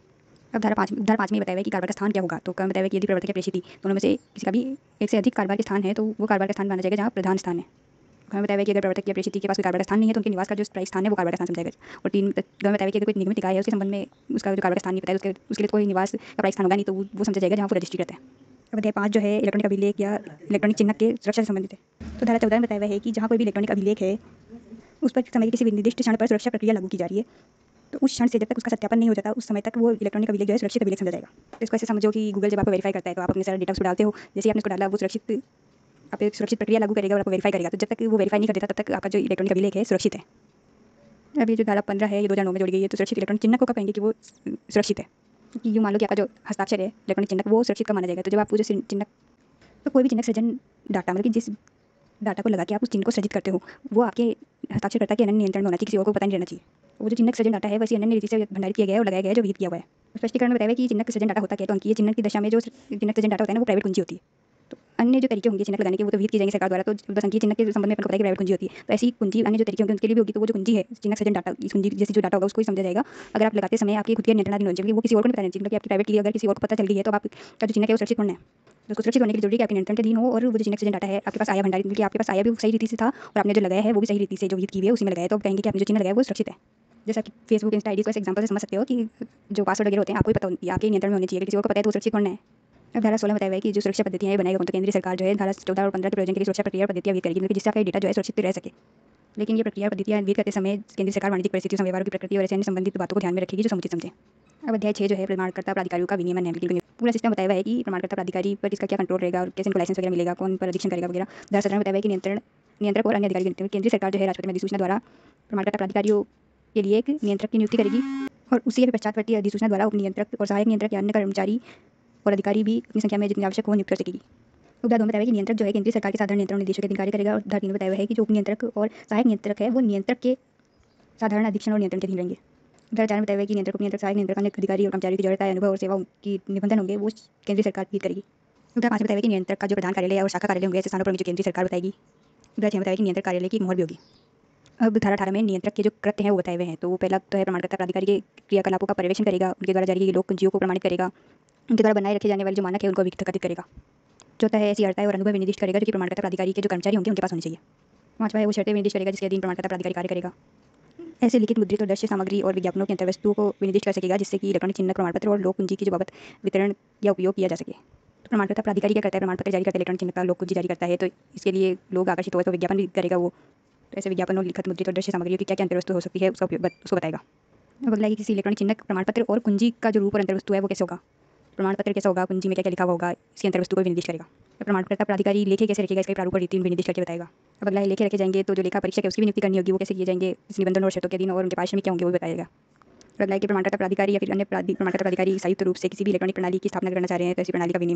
विनियमन को सुकर बनाने का प्रयास करेगा। प्रमाणकर्ता प्राधिकारी उपयोगकर्ताओं के साथ कैसे व्यवहार करेंगे इसकी रीति बताएगा। और अगला प्रमाणकर्ता प्राधिकारी और उपयोगकर्ताओं के बीच अगर हितों का टकराव हो तो उसका समाधान करेगा। प्रमाणकर्ता प्राधिकारी के कर्तव्यों को वितरित करेगा। ऐसा डाटा संचय रखेगा जिसमें कि प्रत्येक प्रमाणकर्ता प्राधिकारी का प्रकटन अभिलेख हो, कौन कौन प्रमाणकर्ता प्राधिकारी है तो उसकी एक लिस्ट तैयार करेगा जो कि जनता तक पहुँच हो उनकी, ताकि जनता को पता चले कि हाँ ये लोग प्रमाणकर्ता प्राधिकारी के रूप में लिस्टेड है। अब धारा 19 में बताया हुआ है कि नियंत्रक जो है किसी विदेशी प्रमाणकर्ता प्राधिकारी को भी मान्यता दे सकता है। तो ऐसी शर्तों निबंधनों के अधीन जो विनियमों द्वारा विनिर्देश की जाए केंद्र सरकार की पूर्वानुमोदन से राष्ट्रपति में अधिसूचना द्वारा किसी विदेशी प्रमाणकर्ता प्राधिकारी को इस अधिनियम के प्रयोजन के लिए प्राधिकारी के रूप में मान्यता दी जा सकती है। और दूसरा है कि अगर ऐसे विदेशी प्रमाणकर्ता प्राधिकारी द्वारा इलेक्ट्रॉनिक चिन्ह प्रमाण पत्र जारी किया जाता है तो वो इस अधिनियम के प्रयोजन के लिए विधिमान्य होगा। और 19 में बताया हुआ है कि अगर जिस शर्तों के अधीन उसको मान्यता प्रदान की गई उसका उल्लंघन करता है तो कानून को लेखबद्ध करते हुए राजपत्र में अधिसूचना द्वारा उसकी मान्यता वापस प्रतिसंहत की जा सकती है। अब धारा 21 में प्रमाणकर्ता प्राधिकारी को अनुज्ञप्ति के लिए आवेदन कैसे करना है वो बताया हुआ है। तो धारा 1 और 2 के उपबंधों के अधीन धारा 1 में बताया कि धारा 2 के अधीन उपबंधों के अधीन रहते हुए कोई व्यक्ति इलेक्ट्रॉनिक चिन्ह प्रमाण पत्र जारी करने के लिए अनुज्ञप्ति नियंत्रक को आवेदन करके प्राप्त कर सकेगा। अनुज्ञप्ति के लिए नियंत्रक को आवेदन कर सकेगा। धारा 2 में बताया कि धारा 1 के दिन कोई भी अनुज्ञप्ति तब तक जारी नहीं की जाएगी जब तक कि आवेदक ऐसी अर्हता, विशेषज्ञता, जनशक्ति, वित्तीय संसाधन और अन्य अवसंरचनात्मक सुविधाओं की जो अपेक्षा है उनको पूरी नहीं कर देता है। अब ये सब चीज़ें जो किसी इलेक्ट्रॉनिक चिन्ह प्रमाण पत्र को जारी करने के लिए आवश्यक है और केंद्रीय सरकार द्वारा विहित की जाएंगी। उधर 3 में बताया है कि जो अनुज्ञप्ति दी जाएगी वो ऐसी अवधि के लिए विधिमान्य होगी जो केंद्र सरकार बता दे और अंतरणीय या फिर वंशागत नहीं होगी। ना तो आप इसको बेच सकते हो, ना ही आपके बारे आपके विधिक प्रतिनिधि को मिलेगी। और ऐसे निबंधन और शर्तों के अधीन जो विहित किए जाएंगे। अब धारा 22 में बताया है कि अनुज्ञप्ति के लिए जो आवेदन है उसका क्या प्रारूप वगैरह होगा। तो धारा 1 में बताया है कि वो ऐसे प्रारूप में केंद्र सरकार बताएगी। और दूसरा है कि अनुज्ञप्ति के आवेदन के साथ निम्न संलग्न करना होगा। तो पहला प्रमाणन की पद्धति किस पद्धति से प्रमाणकर्ता प्रमाणन करेगा। और दूसरा है कि आवेदक है जिसकी पहचान की बाबत जो विवरण है तो किसी भी आवेदन में देना रहता है आपको कि अपना पहचान वगैरह। और तीसरा है 25,000 रुपये से अधिक की फीस जो कि केंद्रीय सरकार विहित कर दे, तो फीस तो देनी पड़ेगी। और चौथा है अन्य दस्तावेज जो केंद्र सरकार विहित कर दे। अब धारा 23 में बताया कि अनुज्ञप्ति का नवीनीकरण कैसे होगा। तो इसके लिए भी आवेदन ऐसे प्रारूप में और ऐसी फीस सहित होगा जो कि 5,000 रुपये से अधिक की नहीं होगी जो कि केंद्र सरकार विहित कर दे। और ये जो आवेदन है अनुज्ञप्ति की विधि मान्यता की जो अवधि है उसके अवसान से 45 दिनों की अन्यून अवधि से पहले करना होगा। अब धारा 24 में बताया कि नियंत्रक धारा 21 की धारा के दिन जो भी आवेदन प्राप्त हुआ है और उस आवेदन के साथ जो संलग्न दस्तावेज और अन्य बातों को विचार करने के पश्चात अनुज्ञप्ति अनुरोध करने से नामंजूर भी कर सकता है। इन परंतु में बताया है कि नामंजूर करने से पहले आवेदक को अपना पक्ष प्रस्तुत करने का युक्तियुक्त अवसर देना होगा। अब धारा 25 में अनुज्ञप्ति को प्रतिसंहत या फिर निलंबित कैसे किया जाएगा। नियंत्रक को एक बार जांच के पश्चात ही ठीक लगता है, समाधान हो जाता है कि प्रमाणकर्ता प्राधिकारी जो है उसने अनुज्ञप्ति जारी करने या नवीनीकरण के लिए जो आवेदन किया था उसके संबंध में कोई कथन किया जो कि गलत या फिर मिथ्या है। दूसरा निबंधन और शर्तों जिसके अधीन अनुज्ञप्ति को उसको अनुरोध किया गया तो उसका पालन करने में सफल है। तीसरा है कि धारा 30 में जो विनिर्दिष्ट प्रक्रिया और मानक है उनको बनाए रखने में वह सफल रहा है। या फिर चौथा है उसने इस अधिनियम के अधीन बनाए गए किसी नियम या विनियम का उल्लंघन किया है तो उसकी अनुज्ञप्ति को प्रतिसंहत कर दिया जाएगा, मतलब रिवोक कर दी जाएगी। इन परंतु बताया कि प्रमाणकर्ता प्राधिकारी को प्रस्तावित प्रतिसंहरण के विरुद्ध अपना कारण दर्शित करने के लिए युक्तियुक्त अवसर देना होगा। उधर 2 में बताया कि नियंत्रक को अगर युक्तियुक्त हेतु है और विश्वास करने के कारण है कि धारा के दिन उसकी अनुज्ञप्ति को प्रतिसंहत करने का आधार है तो आदेश द्वारा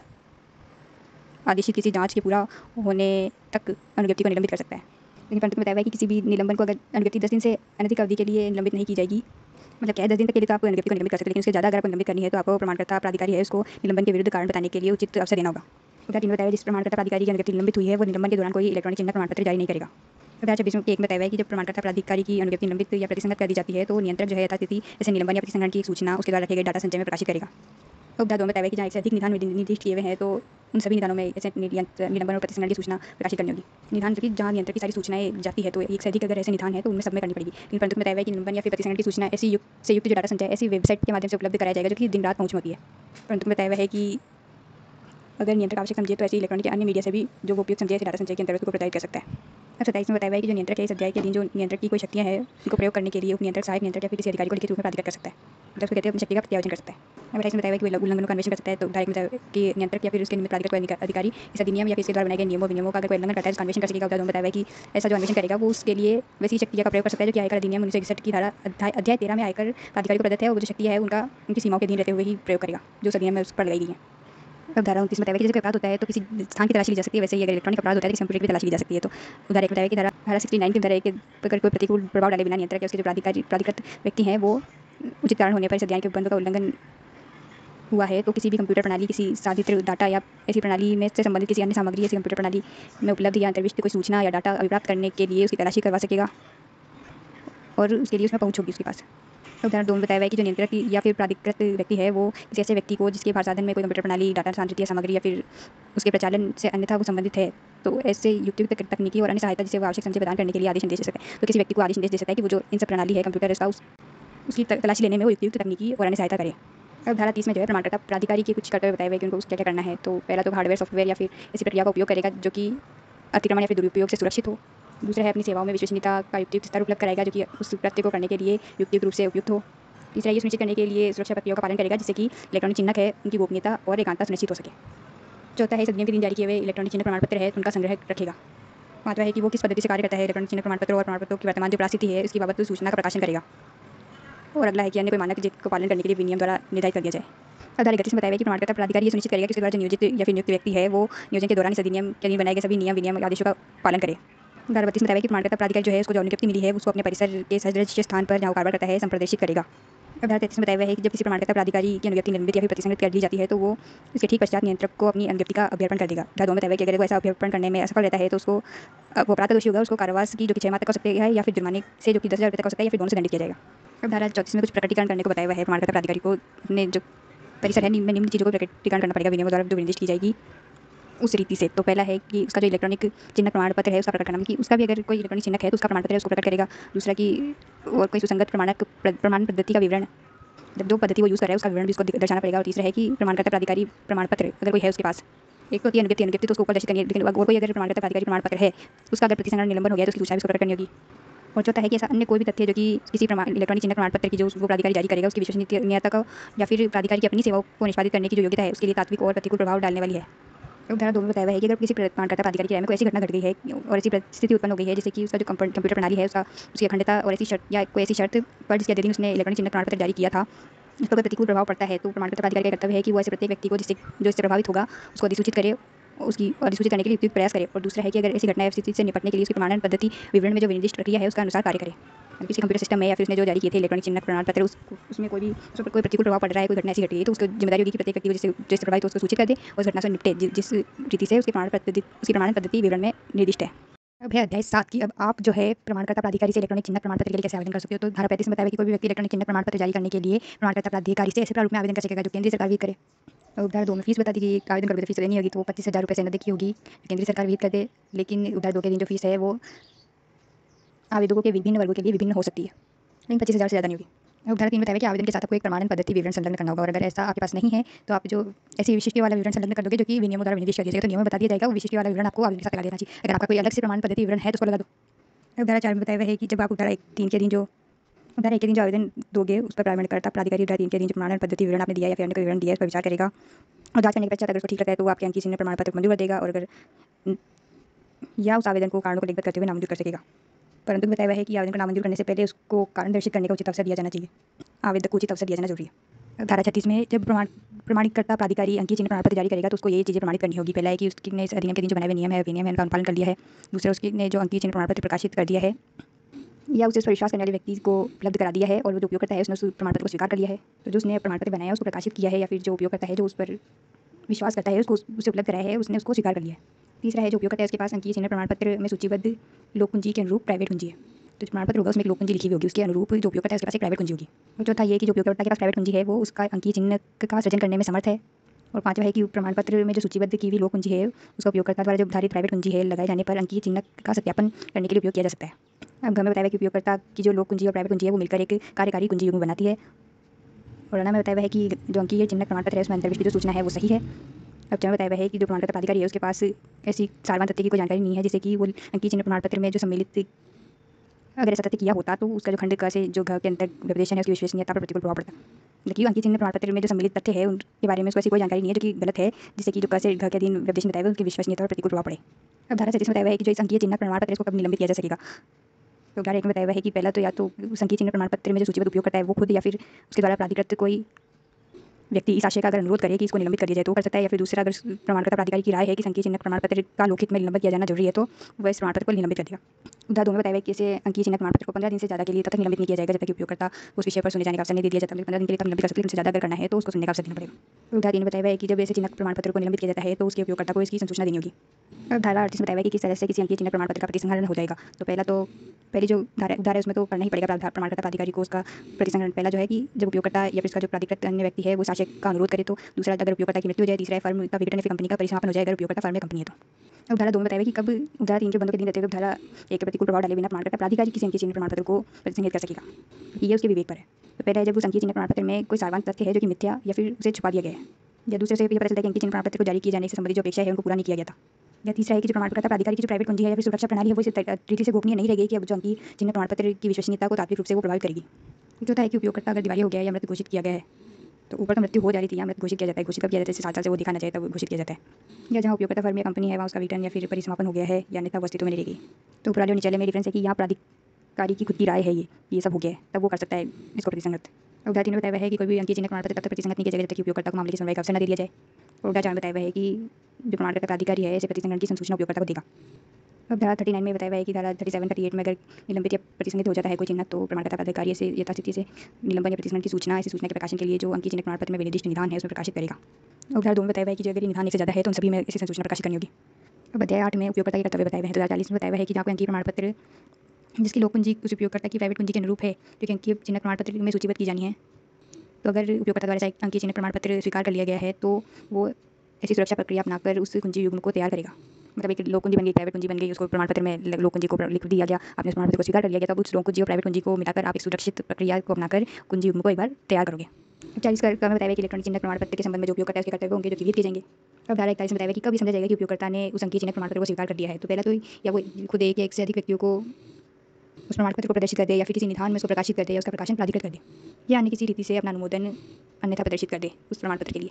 उदाहरण 2 में बताया है कि प्रमाण पत्र को स्वीकार करने का प्रभाव क्या होगा। तो जो उपयोग करता है उन सभी को जो कि अंकीय चिन्ह प्रमाण पत्र में अंतरिष्ट सूचना से युक्तिक रूप से विश्वास करते हैं उनको ये प्रमाणित कर देता है उपयोगकर्ता की जो उपयोगकर्ता के पास अंकीय चिन्ह प्रमाण पत्र में सूचीबद्ध लोक कुंजी है उसके अनुरूप उसके पास एक प्राइवेट कुंजी है और उसे रखने का हकदार है। दूसरा की प्रमाणकर्ता प्राधिकारी को उपयोगकर्ता द्वारा ये सभी उपदेशों और अंकीय चिन्ह प्रमाण पत्र में अंतरिष्ट सभी सूचनाओं से सुसंगत सभी तात्विक तथ्य सही है क्योंकि उसने जो भी प्रमाणकर्ता प्राधिकारी को तथ्य दिए वो सही है। और तीसरा है कि अंकीय चिन्ह प्रमाण पत्र में ऐसी सभी सूचनाएं जो उपयोगकर्ता की जानकारी में है सही है, प्रमाण पत्र में जो भी सूचना है वो भी सही है। अब धारा 42 में एक और कर्तव्य बताया हुआ है कि जो प्रत्येक उपयोगकर्ता है उसको अंकीय चिन्ह प्रमाण पत्र में सूचीबद्ध लोक कुंजी के अनुरूप प्राइवेट कुंजी के पास है उसके नियंत्रण में है उसका युक्तियुक्त सावधानी से अपने नियंत्रण में वो रखेगा। और यदि अंकीय चिन्ह प्रमाण पत्र में सूचीबद्ध लोक कुंजी के अनुरूप जो प्राइवेट कुंजी है उसकी गोपनीयता नहीं रह गई है तो वो उपयोगकर्ता इसकी संसूचना यथा शीघ्र प्रमाणकर्ता प्राधिकारी को देगा, वो ऐसी रीति से देगा जो कि विनियमों द्वारा निर्दिष्ट की जाए। लेकिन स्पष्टीकरण बताया हुआ है कि शंकाओं को दूर करने के लिए घोषित किया जाता है कि उपयोगकर्ता तब तक दायी रहता है जब तक कि वो प्रमाणकर्ता प्राधिकारी को सूचित न करे कि उसकी प्राइवेट कुंजी है वो गोपनीय नहीं रहेगी। क्योंकि प्राइवेट कुंजी एक बार लीक हो गई है तो अब आपके हस्ताक्षर कोई और भी कर रहा है तो मतलब कि जितनी जल्दी हो सके उतनी जल्दी आपको प्राधिकारी को सूचित कर देना, नहीं तो जब तक आप नहीं करोगे तब तक आप वो जो साइन किए जा रहे हैं आप उसके लिए उत्तरदायी रहोगे। अध्याय 9 में शास्त्रीय प्रतिकर और अधिनिर्णय बताए हुए हैं कि कंप्यूटर को कोई भी तरीके का नुकसान हो रहा है तो उसके लिए शास्त्रीय बताई हुई है उसका न्याय निर्णय कैसे होगा ये बताया हुआ है। धारा 43 में बताया हुआ है कि अगर कोई व्यक्ति ऐसे स्वामी या किसी अन्य व्यक्ति जो कि किसी कंप्यूटर प्रणाली या फिर कंप्यूटर नेटवर्क का भार साधक है उसकी अनुज्ञा के बिना पहला ऐसे कंप्यूटर नेटवर्क या प्रणाली या संसाधन में कोई पहुंच प्राप्त कर लेता है किसी कंप्यूटर प्रणाली या नेटवर्क में से कोई भी डाटा कंप्यूटर डाटा संचय या सूचना जिसके अंतर्गत किसी स्थानांतरणीय भंडारण माध्यम में दृढ़ या सूचित संचित कोई सूचना या डाटा भी है, क्योंकि कोई पेन ड्राइव CD DVD वगैरह में से उसको कोई आप डाउनलोड कर ले रहे हो या फिर प्रतिलिपि कर ले रहे हो, इसका उदाहरण ले रहे हो। तीसरा है कंप्यूटर प्रणाली या फिर नेटवर्क में आप कोई संदूषक या फिर कंप्यूटर वायरस का प्रवेश करवा रहे हो, किसी कंप्यूटर डाटा संचय या किसी अन्य कार्यक्रम को नुकसान पहुंचा रहे हो, कंप्यूटर प्रणाली या फिर नेटवर्क को आप विच्छिन्न कर रहे हो, कोई कंप्यूटर प्रणाली या फिर नेटवर्क में पहुंच प्राप्त करने के लिए प्राधिकृत कोई व्यक्ति है उसको किसी भी साधन से आप उसकी पहुंच से इनकार कर रहे हो, किसी कंप्यूटर प्रणाली या फिर नेटवर्क में किसी व्यक्ति की पहुंच को सुकर बनाने के लिए कोई सहायता कर रहे हो इस अधिनियम के किसी भी प्रावधान के उल्लंघन करते हुए, किसी कंप्यूटर प्रणाली या नेटवर्क में आप छेड़छाड़ या फिर छल साधन करके किसी व्यक्ति द्वारा जो उपभोग की गई सेवा है उनसे जो प्रभार प्राप्त हुआ है उसको किसी अन्य व्यक्ति के लेखे में डाल रहे हो। नेटवर्क में कुछ भी छेड़छाड़ करके आप क्या कर रहे हो, किसी व्यक्ति ने कोई सेवा उपभोग कर ली उसके जो प्रभार थे वो किसी अन्य व्यक्ति को भुगतने पड़े, ऐसा कुछ कर दे रहे हो। तो ऐसा व्यक्ति जो प्रभावित व्यक्ति होगा उसको प्रतिकर और नुकसान देने के लिए दायी होगा जो कि 1 करोड़ रुपये से अधिक नहीं होगा। अभी जो अगला है 2009 में जुड़ा था, इसलिए अलग लिखा हुआ है किसी कंप्यूटर संसाधन में जो विद्यमान सूचना है उसको नष्ट करना, हटाना, उसमें परिवर्तन करना, उसके महत्व या उपयोगिता को कम करना, किन साधनों द्वारा उसको हानिकारक रूप से प्रभावित करना। किसी कंप्यूटर संसाधन के लिए जो प्रयुक्त होने वाला कोई कंप्यूटर स्रोत कोड है उसको नुकसान पहुंचाने के आशय से चुरा लेता है या फिर छिपाता है, नष्ट करता है, परिवर्तन करता है या ये सब काम किसी और व्यक्ति से करवाता है तो भी वो ऐसे प्रभावित व्यक्ति को प्रतिक्रिया देने के लिए दायी होगा। और स्पष्टीकरण में कुछ थोड़ी बहुत परिभाषा बताई हुई जैसे कि पहला कंप्यूटर संदूषक क्या होगा, तो कंप्यूटर अनुदेशों का कोई ऐसा सेट जो कि निम्न के लिए बनाया गया हो। पहला तो किसी कंप्यूटर प्रणाली नेटवर्क में जो डाटा है या कार्यक्रम है उसको रूपांतरित, नष्ट या विलिखित या पारित करने के लिए। दूसरा किसी कंप्यूटर प्रणाली या फिर नेटवर्क का जो सामान्य परिवर्तन है उसका किसी भी साधन से अनाधिकार ग्रहण करने के लिए। दूसरा डाटा तो समझ में जाता है कि ये कंप्यूटर डाटा संचय क्या होता है, तो कोई भी पाठ, प्रतिबिंब, श्रव्य, दृश्य इसमें सूचना, जानकारी, तथ्य, संकल्पना या फिर अनुदेशों का विश्लेषण अभिप्रेत है जो किसी प्रारूपिक रीति से तैयार किया जा रहा है और किसी कंप्यूटर प्रणाली या फिर नेटवर्क द्वारा उत्पादित किया गया है और जो कंप्यूटर प्रणाली नेटवर्क में उपयोग के लिए आशित है। कंप्यूटर वायरस क्या होता है, ऐसा कोई कंप्यूटर अनुदेश, सूचना, डाटा या कार्यक्रम जो कि किसी कंप्यूटर साधन के निष्पादन को नष्ट करता है या फिर उसको नुकसान पहुंचाता है, हास करता है या फिर प्रतिकूल रूप से प्रभाव पड़ता है उस पर। यह सब चीज़ें क्या है, स्वयं को किसी अन्य कंप्यूटर साधन से संलग्न कर लेती है और तब परिवर्तित हो जाती है जबकि वो कार्यक्रम, डाटा या अनुदेश निष्पादित किया जाता है या उस कंप्यूटर साधन में कोई अन्य घटना घटती है। जैसे आप कोई भी चीज़ गलत डाउनलोड कर लेते हो तो उससे आपके कंप्यूटर में वायरस आ जाता है, तो वो एक डाटा होता है जिसको आप डाउनलोड करें तो आपके कंप्यूटर में वो आ गया, या तो वो आपके डाउनलोड करने से प्रवर्तित हो गया या फिर ऐसे वायरस भी होते हैं जो कि कोई कंप्यूटर साधन में आप कोई घटना करोगे, कोई कार्यक्रम करोगे तब वो प्रभावित हो जाएंगे। जैसे कि कोई ऐसी साइट जो कि आप खोलते ही आपके कंप्यूटर में वायरस आ जाए। अब जो है नुकसान कैसे होगा, तो किसी माध्यम से किसी कंप्यूटर साधन को आप नष्ट कर दो, परिवर्तन कर दो, हटा दो, उसमें कुछ जोड़ना, रूपांतरित करना, उसको पुनः व्यवस्थित करना, इससे नुकसान जाता है कंप्यूटर साधन को। कंप्यूटर स्रोत को कोड क्या होता है कि कंप्यूटर संसाधन के जो कार्यक्रम के समादेशों, डिजाइन, रेखांक या कार्यक्रम विश्लेषण को किसी रूप में सूचीबद्ध करना अभिप्रेत है। अब सेक्शन 43A इसमें बताया हुआ है कि अगर कोई निगमित निकाय है जो किसी कंप्यूटर संसाधन में किसी संवेदनशील व्यक्तिगत डाटा या सूचना को रखता है, उसका व्यवहार करता है, उसको संभालता है या उसके स्वामित्व नियंत्रण में है ऐसा डाटा जिसका वो प्रचालन करता है और इसके लिए इस डाटा के लिए वो जो युक्तियुक्त सुरक्षा पद्धतियाँ है और प्रक्रिया है उनको कार्यान्वयन करने में वो और उन डाटा का संरक्षण करने में उपेक्षा करता है और जिससे किसी व्यक्ति को सदोष हानि जाती है या सदोष लाभ पहुंचता है, तो ऐसा निगमित निकाय प्रभावित व्यक्ति को प्रतिकर देने के लिए दायी है। तो ये फेसबुक, इंस्टा, व्हाट्सएप वगैरह आपकी पर्सनल इन्फॉर्मेशन रखते हैं, ये कंपनियाँ हैं, अगर ये सुरक्षित रखने में फेल हो जाती है तो इनको प्रतिकर देना होगा। स्पष्टीकरण में बताया है कि निगमित निकाय क्या होगा, जिसमें कंपनी तो है ही, उसके साथ साथ वाणिज्यिक या व्यक्तिगत क्रियाकलापों में लगी हुई कोई भी फर्म, एकल स्वामित्व या फिर व्यष्टियों का कोई अन्य संगम भी है। अब अगला बताया कि युक्तियुक्त सुरक्षा पद्धतियाँ और प्रक्रिया क्या होंगी। तो अगर आपने कोई करार कर रखा है विनिर्दिष्ट, तो उसके अनुसार आपका जो डेटा है उस पर किसी आपराधिक पहुंच, नुकसान, उपयोग, रूपांतरण, प्रकटन या फिर हास से बचाने के लिए जो भी सुरक्षा उपाय आपने करार में विनिर्दिष्ट किए हुए हैं वो तात्पर्य है। और अगर ऐसी कोई विधि बनाई हुई है तो उस विधि के अनुसार जो भी सुरक्षा उपाय बताए हुए वो, और अगर मान लो करार भी नहीं है और विधि भी नहीं है तो आपको युक्तियुक्त सुरक्षा उपाय करने होंगे, जो कि केंद्रीय सरकार ऐसे व्यक्ति, निकायों या फिर संगमों के परामर्श से जिन्हें वो उपयुक्त समझे विहित की करेगी। अब तीसरा बताया कि भी संवेदनशील व्यक्तिगत डाटा या सूचना होगी कौन सी, तो ये वो होगी जो कि केंद्रीय सरकार ऐसे जो प्राकृतिक निकाय है और या संगम है उनके परामर्श करने के बाद विहित कर देगी। ये कौन सी सूचना को आप पर्सनल मानोगे किसी के लिए। अब सेक्शन 44 में बताया है कि अगर कोई व्यक्ति है, पहला तो वो किसी इस अधिनियम के जो नियम विनियम बनाए हुए हैं उनके अनुसार पहले किसी नियंत्रक या फिर जो प्रमाणपत्र प्राधिकारी है उसको कोई दस्तावेज, विवरण या रिपोर्ट देना उसके लिए अपेक्षित किया हुआ है, लेकिन वो देने में असफल रह रहा है तो सफलता के लिए उसके ऊपर 1,50,000 रुपये तक का जो शास्ति लगाई जाएगी। और अगर दूसरा है विनियमों में इन सबको देने के लिए कोई विनिर्दिष्ट समय बताया हुआ है, लेकिन उस विवरणी को फाइल करने, जानकारी देने में या फिर पुस्तक या फिर दस्तावेज को देने में आप उस विनिर्दिष्ट समय में इनको देने में असफल रह रहे हो तो प्रत्येक दिन के लिए आपको ऐसी असफलता के लिए 5,000 रुपये तक की शास्ति देनी होगी। और तीसरा, अगर आपको लिखा भैया अभिलेख बनाने को अपेक्षा की हुई है विनियमों द्वारा, लेकिन आप वो असफल रह रहे हो करने में, तो प्रत्येक दिन जिसके दौरान आपकी असफलता बनी रहेगी 10,000 रुपये से अधिक की आपको शास्ति लगेगी। ये प्रत्येक दिन लगती जाएगी, ऊपर वाले में प्रत्येक दिन लगी थी। अब सेक्शन 45 में अवशिष्ट बताया था कि और कहीं कोई प्रावधान नहीं है और कोई भी व्यक्ति इस अधिनियम के दिन जो बनाए हुए नियम विनियम है उनका उल्लंघन कर रहा है तो उनको शास्ति कितनी देनी होगी, और कहीं ऊपर भी नहीं है शास्ति का, तो जो अगर प्रभावित व्यक्ति है कोई आपके उल्लंघन से, तो उस प्रभावित व्यक्ति को 25,000 रुपये तक का प्रतिकर देना होगा। और अगर मान लो शास्ति देनी किसी अथॉरिटी की बताए हुए किसी काम का आपने उल्लंघन कर दिया तो आपको शास्ति देनी होगी 25,000 रुपये तक की होगी। वो भी यहाँ मैक्सिमम लिमिट बताई हुई सब जगह की, इससे अधिक कम नहीं होगी, लेकिन इनसे कम हो सकती है। अब शास्त्रीय वगैरह तो बता दी, लेकिन इनका निर्णय करेगा कौन, तो सेक्शन 46 में बताया हुआ है कि इस अध्याय के जो भी न्याय निर्णय है उसके प्रयोजन के लिए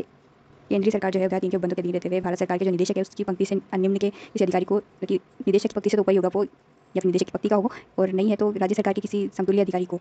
केंद्रीय सरकार द्वारा विधि रीति से जांच करने के लिए न्याय निर्णय अधिकारी के रूप में नियुक्त कर सकेगी। तो जो कोई भी इस अधिनियम का इसमें बनाए हुए नियम विनियम का उल्लंघन करेगा तो उसको शास्त्रीय प्रतिकर का संदाय करने के लिए दायी ठहराने के लिए एक न्याय निर्णय अधिकारी को नियुक्त कर देगी केंद्रीय सरकार। अब आ जाती है उपधारा 1, इसमें बताया हुआ है ये 2009 जोड़ी गई कि उपधारा 1 के दिन जो नियुक्त न्याय निर्णय अधिकारी है वो सिर्फ 5 करोड़ तक के जो दावे हैं उसकी क्षति और नुकसानी के मामले को सुन सकता है, लेकिन अगर 5 करोड़ रुपये से अधिक का कोई मामला है तो उसकी अधिकारिता सक्षम न्यायालय में ही नीत होगी। उपधारा 2 में बताया हुआ है कि उपधारा 1 में जो निर्दिष्ट व्यक्ति अगर कौन व्यक्ति जिसने कि उल्लंघन किया है इस अधिनियम का उसको अभ्यावेदन करने का युक्ति अवसर देगा न्याय निर्णय अधिकारी जब वो जांच कर रहा है, और अगर जांच के पश्चात उसको समाधान हो जाता है उस व्यक्ति ने उल्लंघन किया है तो वो उस धारा के उपबंधों के अनुसार उसको शास्ति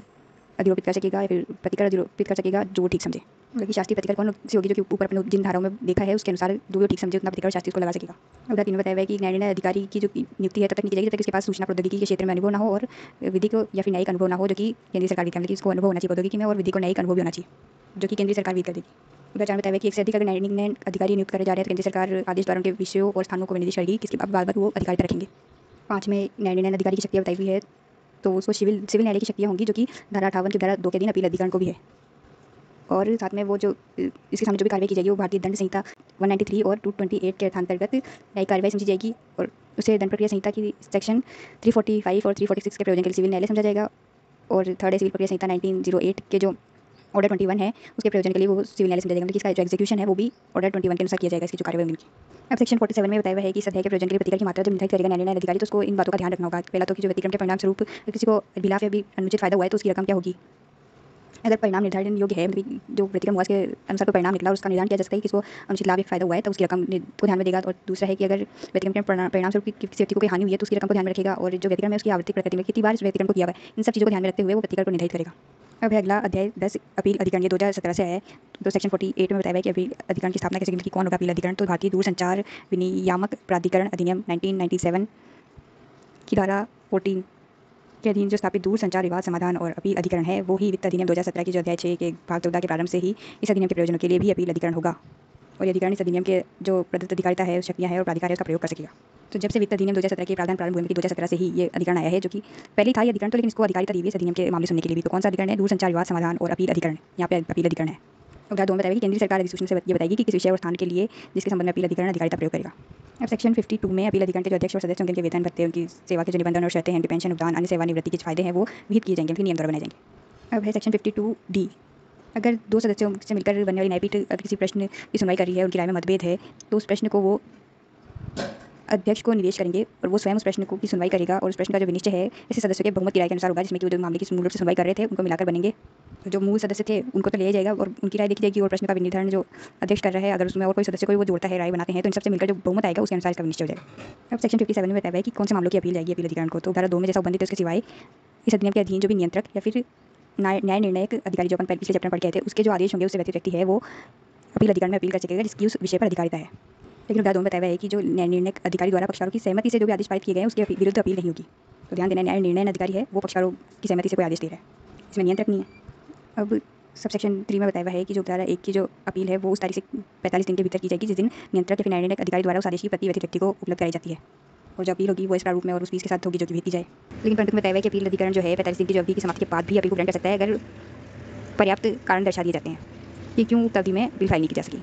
तो उदाहरण 4 में बताया हुआ है कि उदाहरण 1 की जो अपील प्राप्त होगी तो अपील अधिकरण जो है पक्षकार को सुनेगा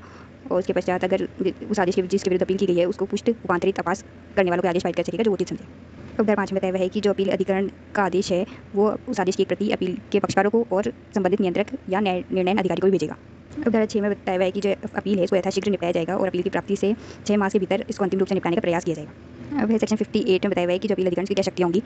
तो उदाहरण एक बताया है कि सिविल प्रक्रिया संहिता 1908 के जो बंद है उससे आबद्ध नहीं होगा अपील अधिकरण और नैसर्गिक न्याय के सिद्धांतों का मार्गदर्शित होगा और इस अधिनियम या और इसके जो नियम है उसके अधीन होगा और वो अपनी प्रक्रिया जिसके अंतर्गत उसका स्थान जहाँ पर वो बैठक करेगा उसको विनियमित करने की भी शक्ति रखता है। अब धारा 2 में बताया हुआ है कि निम्न विषयों से संबंधित अपील अधिकरण को वही शक्तियाँ होंगी जो कि सिविल प्रक्रिया संहिता 1908 में सिविल न्यायालय को है और ये शक्तियाँ न्याय निर्णय अधिकारी को भी होगी ऊपर जो अपने पढ़ा था। तो कौन सी सीपीसी की शक्तियाँ? तो किसी व्यक्ति को समन करने, उसको हाजिर कराने, शपथ दिलाने, उसकी परीक्षा करने और दस्तावेज या फिर अन्य इलेक्ट्रॉनिक अभिलेख को प्रकट करने, पेश करने की अपेक्षा करने की शक्ति होगी। तीसरा शपथ पत्रों पर साक्ष्य ग्रहण कर सकेगा। चौथा है साक्ष्य या दस्तावेजों की परीक्षा के लिए जो कमीशन नियुक्त कर सकेगा, अपने विनिश्चय का पुनर्विलोकन भी कर सकेगा और किसी आवेदन को व्यतिक्रम के लिए खारिज कर सकेगा, एक पक्षीय विनिश्चय कर सकेगा और अन्य विषय जो विहित कर दिए जाए नियम बनाकर। अब धारा 3 में वही बताया जो अपन न्याय निर्णय अधिकरण के लिए पढ़ा था कि जो अपील अधिकरण है वो भारतीय दंड संहिता 1860 की धारा 193, 228 और 196 के प्रयोजन के लिए नई कार्यवाही समझी जाएगी इसकी जो कार्यवाही है, और दंड प्रक्रिया संहिता 1973 के धारा 195 के अध्याय 26 के लिए वो सिविल न्यायालय होगा। अब सेक्शन 59 इसमें अपीलार्थी जो है अपील अधिकारी के समक्ष या तो अपना मामला प्रस्तुत करने के लिए स्वयं हाजिर हो सकता है या फिर एक या एक से अधिक विधि व्यवसायी को भेज सकता है या फिर अपने किसी अधिकारी को भी प्राधिकृत कर सकता है। अब है सेक्शन 60 में बताया परिसीमा अधिनियम 1960 के जो बंद है जब तक जहाँ तक हो सके अपील अधिकारी को की गई अपील को भी लागू होंगे। तो यहाँ लिमिटेशन तो खुद ही बताई हुई 45 दिन, लेकिन जो बाकी के उपबंध है जैसे कि अगर उसकी डेथ हो जाए तो अगर कंडोन कराना है उसको डिले या फिर और कोई प्रावधान जो कि लिमिटेशन एक्ट में अपील के लिए है वो यहाँ पे भी लागू रहेंगे। अब सेक्शन 61 में बताया हुआ है कि ऐसे विषय की बाबत इसके संबंध में इस अधिनियम के दिन कोई न्याय निर्णय अधिकारी या फिर अपील अधिकरण उस विषय को अवधारित करने के लिए सशक्त है तो इससे संबंधित कोई भी वाद कार्यवाही ग्रहण करने के लिए न्यायालय को कोई अधिकारिता नहीं होगी और ना ही कोई न्यायालय इनके द्वारा की जारी किसी भी कार्यवाही के लिए आदेश अनुरोध कर सकेगा। अब सेक्शन 62 में बताया हुआ है कि अपील अधिकरण के किसी विनिश्चय आदेश से अगर कोई व्यतीत व्यक्ति है तो अगर उस विनिश्चय में कोई भी तथ्य या विधि का जो प्रश्न है उसके लिए अपील आप कर सकते हो उच्च न्यायालय में, लेकिन जो आदेश या विनिश्चय आपको संसूचित किया गया उस तारीख से 60 दिन के अंदर, परंतु उच्च न्यायालय की अवधि के बाद भी आपकी अपील को ग्रहण कर सकेगा अगर आपके पास पर्याप्त कारण है। अब सेक्शन 63 में बताया हुआ है कि इस अधिनियम के अधीन कोई भी उल्लंघन उस न्यायिक कार्यवाही के संस्थापन से पहले या फिर पश्चात कभी भी नियंत्रक या फिर इसके अधीन जो भी प्राधिकृत अन्य अधिकारी है उसके द्वारा या फिर किसी न्याय निर्णय अधिकारी द्वारा ऐसी शर्तों पर जो कि वो ठीक समझे नियंत्रक या फिर अन्य अधिकारी या न्याय निर्णय अधिकारी द्वारा शमन किया जा सकेगा।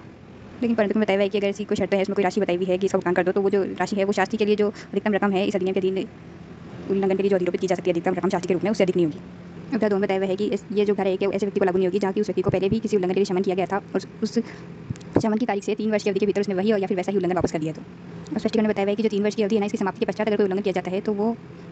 जो दूसरा उल्लंघन किया जा रहा है वो पहला उल्लंघन ही समझा जाएगा। मतलब कि 3 वर्ष तक आपको वापस ऐसे उल्लंघन नहीं करना है, लेकिन अगर उसके 3 वर्ष के बाद अगर उल्लंघन करोगे तो आपको पहले उल्लंघन समझा जाएगा। अब धारा 3 में बताया हुआ है कि जहाँ एक बार उल्लंघन के लिए शमन कर दिया जा रहा है धारा 1 में तो उस शमन किए गए उल्लंघन की बाबत उस दोषी व्यक्ति के विरुद्ध और कोई कार्रवाई अतिरिक्त कार्रवाई नहीं की जाएगी। अब सेक्शन 64 में बताया हुआ है कि अधिनियम के दिन जो भी शास्ति या प्रतिकर लगाया जा रहा है अगर उसका संदाय नहीं किया जाता तो राजस्व के बकाये की तरफ वसूल किया जाएगा और यथास्थिति अगर जब तक आप ऐसा भुगतान नहीं कर देते हो तब तक आपकी जो अनुज्ञप्ति है या फिर आपका इलेक्ट्रॉनिक चिन्ह प्रमाण पत्र है जिसके लिए शास्ति लगाई गई है वो निलंबित हो जाएगा जब तक आप संदाय नहीं कर देते। तो चैप्टर 10 तक खत्म हो गया। अब तक तो अपन ने जो भी प्रावधान पढ़े उसका उल्लंघन होता है तो उसके लिए सिविल कार्यवाही होती है, चलो समझ गया अपन ने वो सिविल प्रावधान थे। अब अध्याय 11 से अपराध शुरू हो रहे हैं कि कंप्यूटर से संबंधित क्या क्या अपराध हो सकते हैं। सेक्शन 65 जो कोई भी कंप्यूटर कार्यक्रम या प्रणाली या फिर नेटवर्क का उपयोग किए जाने के लिए किसी कंप्यूटर साधन कोड को जबकि ऐसा कोड अनुरक्षित किया जाना तत्समय प्रवर्त विधि द्वारा अपेक्षित है जानबूझकर या फिर साक्ष्य या तो छुपा दे, नष्ट कर दे, परिवर्तित कर दे या फिर ऐसे किसी से करवा दे जानबूझकर या फिर साक्ष्य तो उसको 3 वर्ष तक की सजा हो सकती है कारावास की या फिर जुर्माने से जो कि 2 लाख तक का हो सकेगा या दोनों से दंडित किया जाएगा। अब स्पष्टीकरण में बताया हुआ है कि कंप्यूटर साधन कोड होता क्या है। तो कार्यक्रमों कंप्यूटर समाधि शो डिजाइन या विन्यास का सूचीबद्ध करना तथा कंप्यूटर साधन का किसी भी रूप में कार्यक्रम विश्लेषण अभिप्रेत है। तो कोड क्या होता है, जैसे कि एकदम ऐसी लैंग्वेज में जो कि पढ़ सकते हैं अपन जैसे कि C++ इसको डालकर कंप्यूटर फंक्शन करता है। अब सेक्शन 66 तो अगर कोई व्यक्ति सेक्शन 43 में जो भी बताए हुए कार्य हैं उनको बेईमानी या फिर कपटपूर्वक करता है तो उसको सजा मिलेगी। तो सेक्शन 43 में क्या था, सिविल कार्रवाई की जा रही थी। अब उसी काम को अगर आप बेईमानी या फिर कपटपूर्वक करोगे तो कारावास से जिसकी अवधि 3 वर्ष तक की हो सकेगी या जुर्माने से जो कि 5 लाख तक हो सकेगा या फिर दोनों से दंडित किया जाएगा आपको। अब स्पष्टीकरण में बताया है कि बेईमानी और कपटपूर्वक का क्या मतलब है। तो बेईमानी से कोई मतलब है जो कि आईपीसी की धारा 24 में है और कपटपूर्वक मतलब आईपीसी की धारा 25 में। अब सेक्शन 66A ये अनकॉन्स्टिट्यूशनल हो गया, वैसे तो भी पढ़ लेते एक बार फिर केस के बारे में पढ़ लेंगे। जो कोई किसी संसाधन कंप्यूटर संसाधन या फिर संसूचना के माध्यम से कोई ऐसी सूचना जो कि अत्यधिक आक्रामक या धमकाने की प्रकृति की हो, या फिर कोई ऐसी सूचना जिसके बाद जो मिथ्या होना वो जानता है लेकिन किसी को शोभ, असुविधा, खतरा, रुकावट, अपमान, क्षति या आपराधिक अभिप्राय, शत्रुता, घृणा, वैमनस्य फैलाने के प्रयोजनों के लिए लगातार ऐसे कंप्यूटर संसाधन या किसी सूचना की युक्ति का उपयोग करके फैलाई जा रही है, या कोई इलेक्ट्रॉनिक डाक या इलेक्ट्रॉनिक संदेश जो कि प्रेषित या पाने वाले को शोभ या असुविधा कारित करने के लिए, उसे प्रवंचित या भ्रमित करने के लिए भेजता है, तो उसको कारावास से जिसकी अवधि 3 वर्ष तक की हो सकेगी और जुर्माने से दंडित किया जाएगा। अब स्पष्टीकरण में बताया कि इलेक्ट्रॉनिक डाक या फिर इलेक्ट्रॉनिक डाक संदेश क्या होगा। कंप्यूटर प्रणाली या फिर संसाधन या संचार युक्ति इसमें से किसी भी तरीके से रचित, पारित या प्राप्त किया गया कोई संदेश या सूचना अभिप्रेत है जिसके अंदर पाठ, आकृति, ऑडियो, वीडियो या किसी अन्य इलेक्ट्रॉनिक अभिलेख के ऐसे संलग्न भी हैं जो संदेश के साथ भेजे जाए। तो 2015 से पहले तक क्या हो रहा था, इस धारा का बहुत मिसयूज हो रहा था कि छोटी मोटी कोई भी बात, कोई भी मजाक वगैरह में भी कोई इधर शेयर कर रहा है, पता नहीं किस बात से शोभ हो जा रहा है, या अगर कोई व्यक्ति किसी राजनेता वगैरह के बारे में भी कुछ भी लिख देता था या फिर पोस्ट कर देता था, कोई वीडियो वगैरह बना देता था, तो उस पर ये धारा लग जाती थी। तो श्रेया सिंघल बनाम भारत संघ 2015 के मामले में धारा 66A और 69A दोनों को चैलेंज किया गया था, लेकिन 69A को तो संवैधानिक घोषित कर दिया गया, लेकिन 66A को इस आधार पर असंवैधानिक घोषित किया क्योंकि मात्र शोभ से कोई लोक व्यवस्था प्रभावित नहीं हो जाती। लेकिन